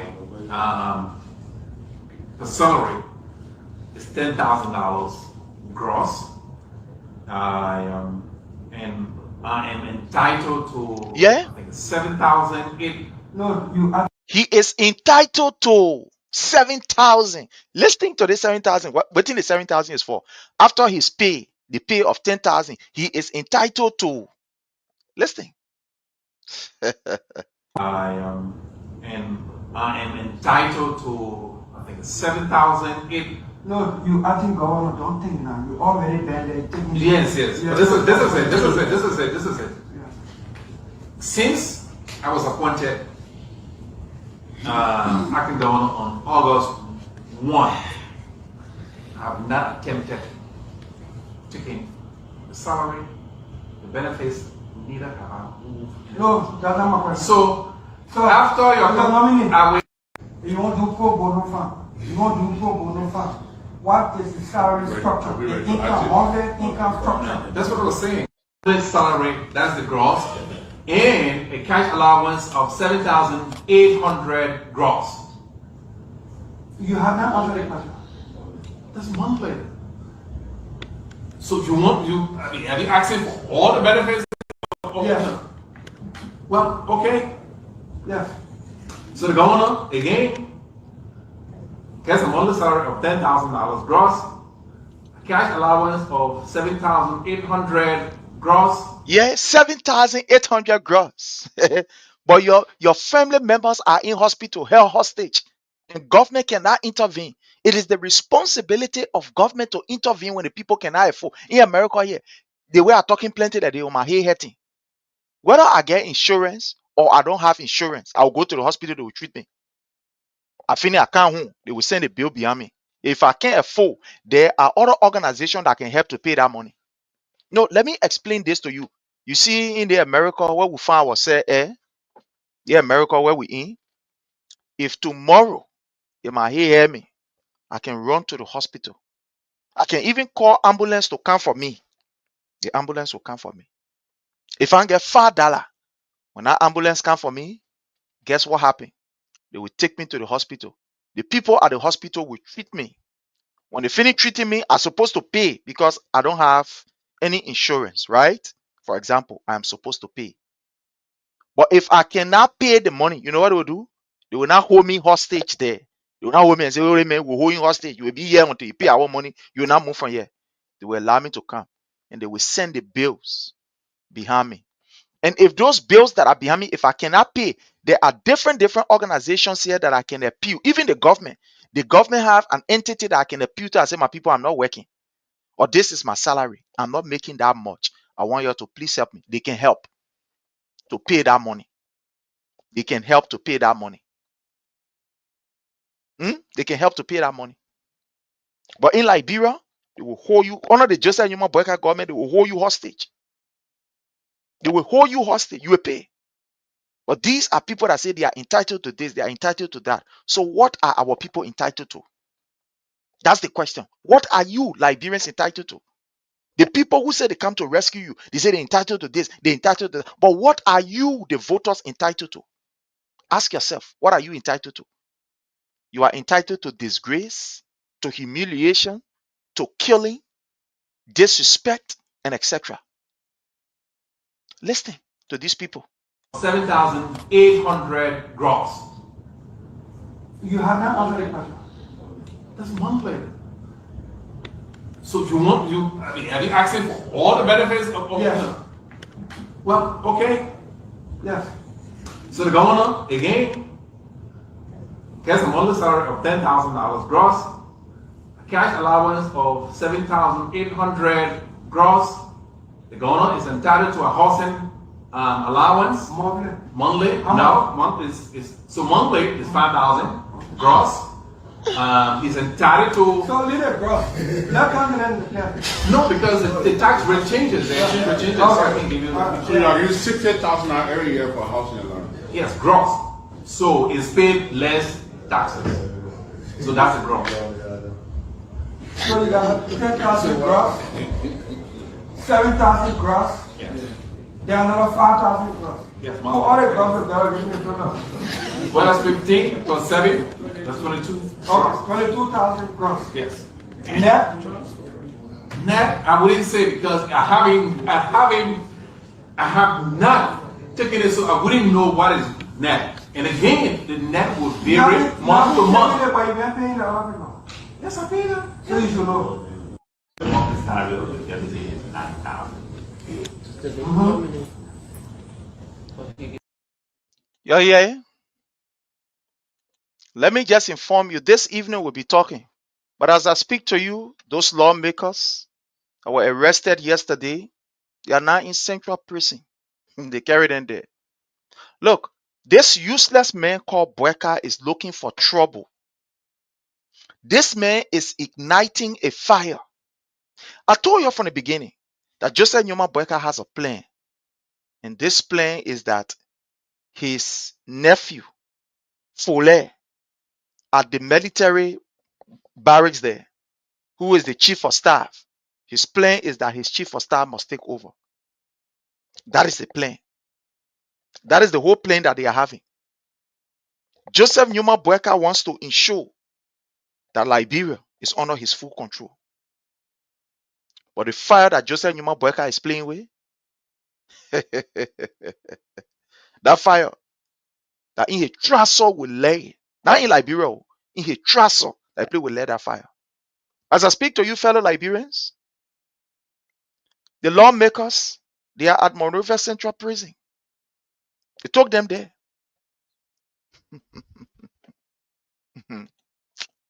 Yaka. Oh.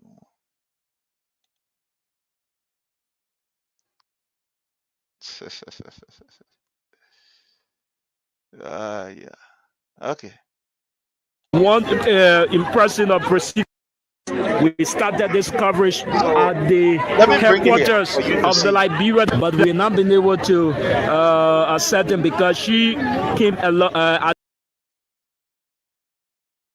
lawyer, Anthony George Calando. Courtesy of the women are OKFM. saying they want justice. We want justice.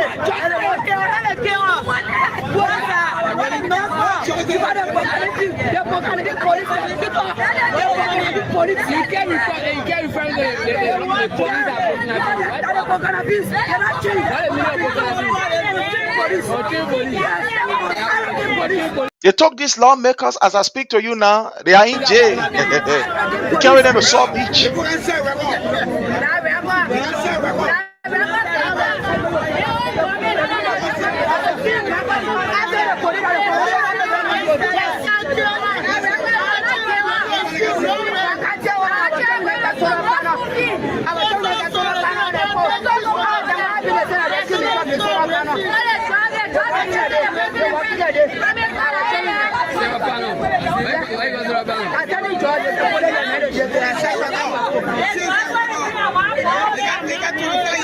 Courtesy of OKFM.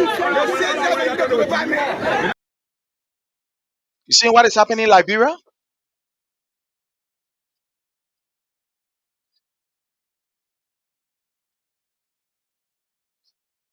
This is what is happening.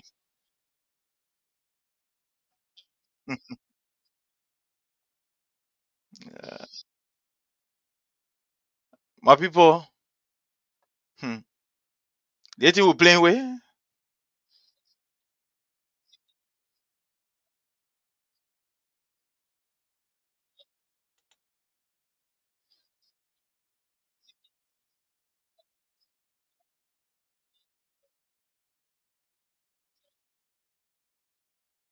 Hmm.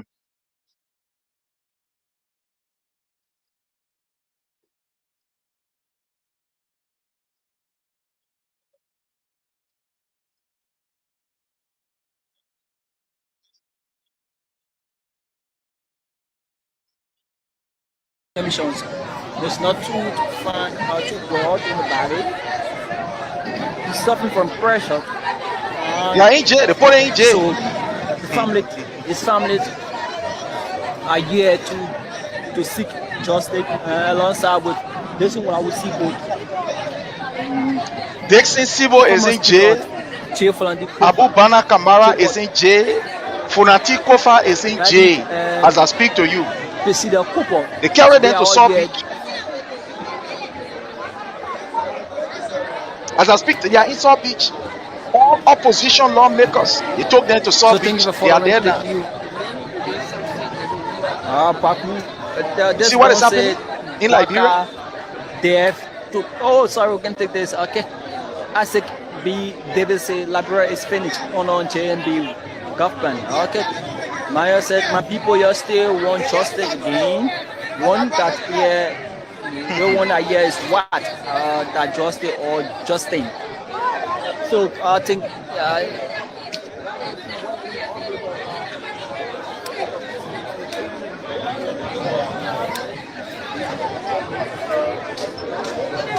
this is what is up. This is life. This is life. CDC lawmaker, opposition lawmaker, are now placed behind bars, courtesy of DTV. They carry them to Central Prison. They're there. Oh.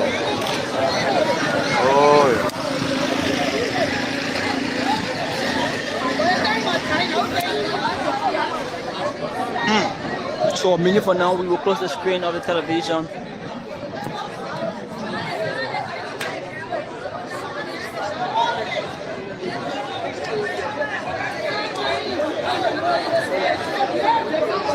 Courtesy of DTV.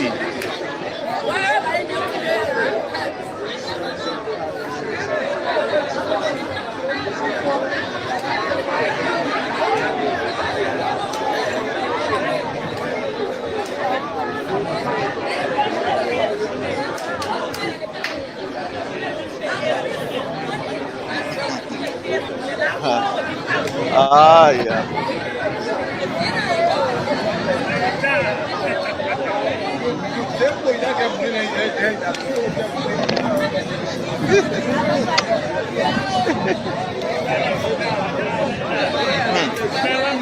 Here is it. Look there. Look there. Oh yeah.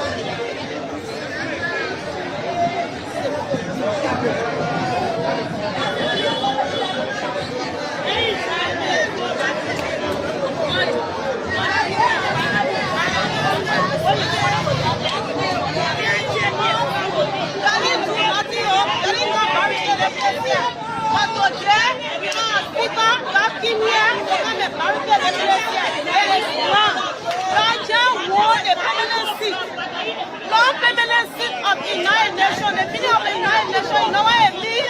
You're standing here doing all sorts of nonsense, all of this administration, then we like people who should be. So, fellow Liberian, there we have it. There we have it. On this note, my people, I want to say thanks to each and every one of you. I have to take my leave to go and do what I'm supposed to do. Until we meet again, I want to thank each and every one of you. Thank you so very kindly for your presence here. And We should just be looking at your. wow. Let me see if I can bring more of this. Let me see. Yeah, it will come from you because you have turned yourself into policy police. You're not even national police again. You're a policy police. One when the Gloria Musu stand here and the character of the unit. So what we see, these people are rebels. Nobody above the law. We are creating for the jail. Now why you let them pass over the power to you? Now why we let? You are teaching us lessons that we have never learned before. Yeah, policy police. Are you all talking to? Policy police. They're not even politicians. They are wearing the national police uniform, but they are executing the mandate of the party, the political party, which is Unity Party. No, I'm just saying that yesterday when they brought looting happened here and Gloria Musu looting happened, who is the chairperson for the Unity Party, they came here in solidarity with Gloria Musu, but the place was not barricaded. You understand me? In logical sense, even if you want to do an arrest, even if you want to persecute people, but to celebrate your country, just win.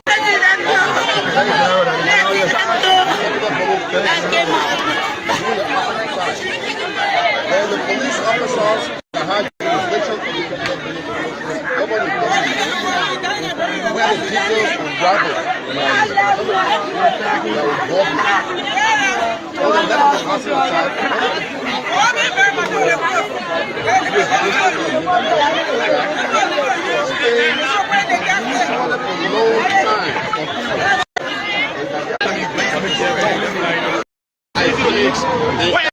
but it's scheduled to happen between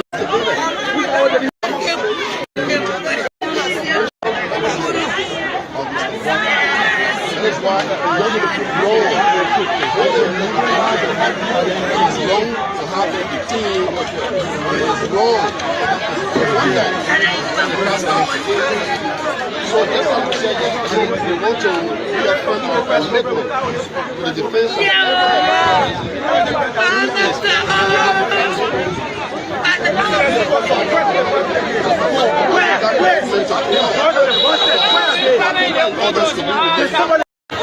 of moving forward, why you going well, you already know that the day of the people, when Liberians in their possibly a context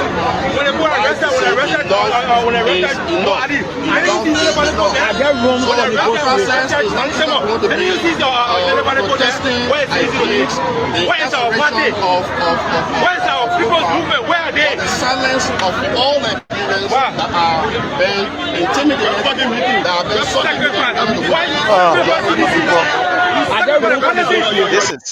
This is a sad time for our nation, Liberia. It's a sad time. Abu Bana Kamara, Fonati Kofa, Dixon Sibo, and the rest of the other CDC lawmakers are now placed behind bars.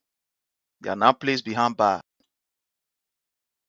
Joseph Numa Boakai in show that he used force, he used an unconstitutional means to remove Fonatikofa. He did not stop there. He used the same unconstitutional means to lie on people, put them behind bar. And those who we think very critical of his government, opposition, so we are to put these people behind bar. Today, they are behind bars. Well, we want to thank each and every one of you for the time. We got to take our leave. We got to go. But this evening, we will be on. So until we meet this evening, have yourself a God bless day and bye from my end. Love you all.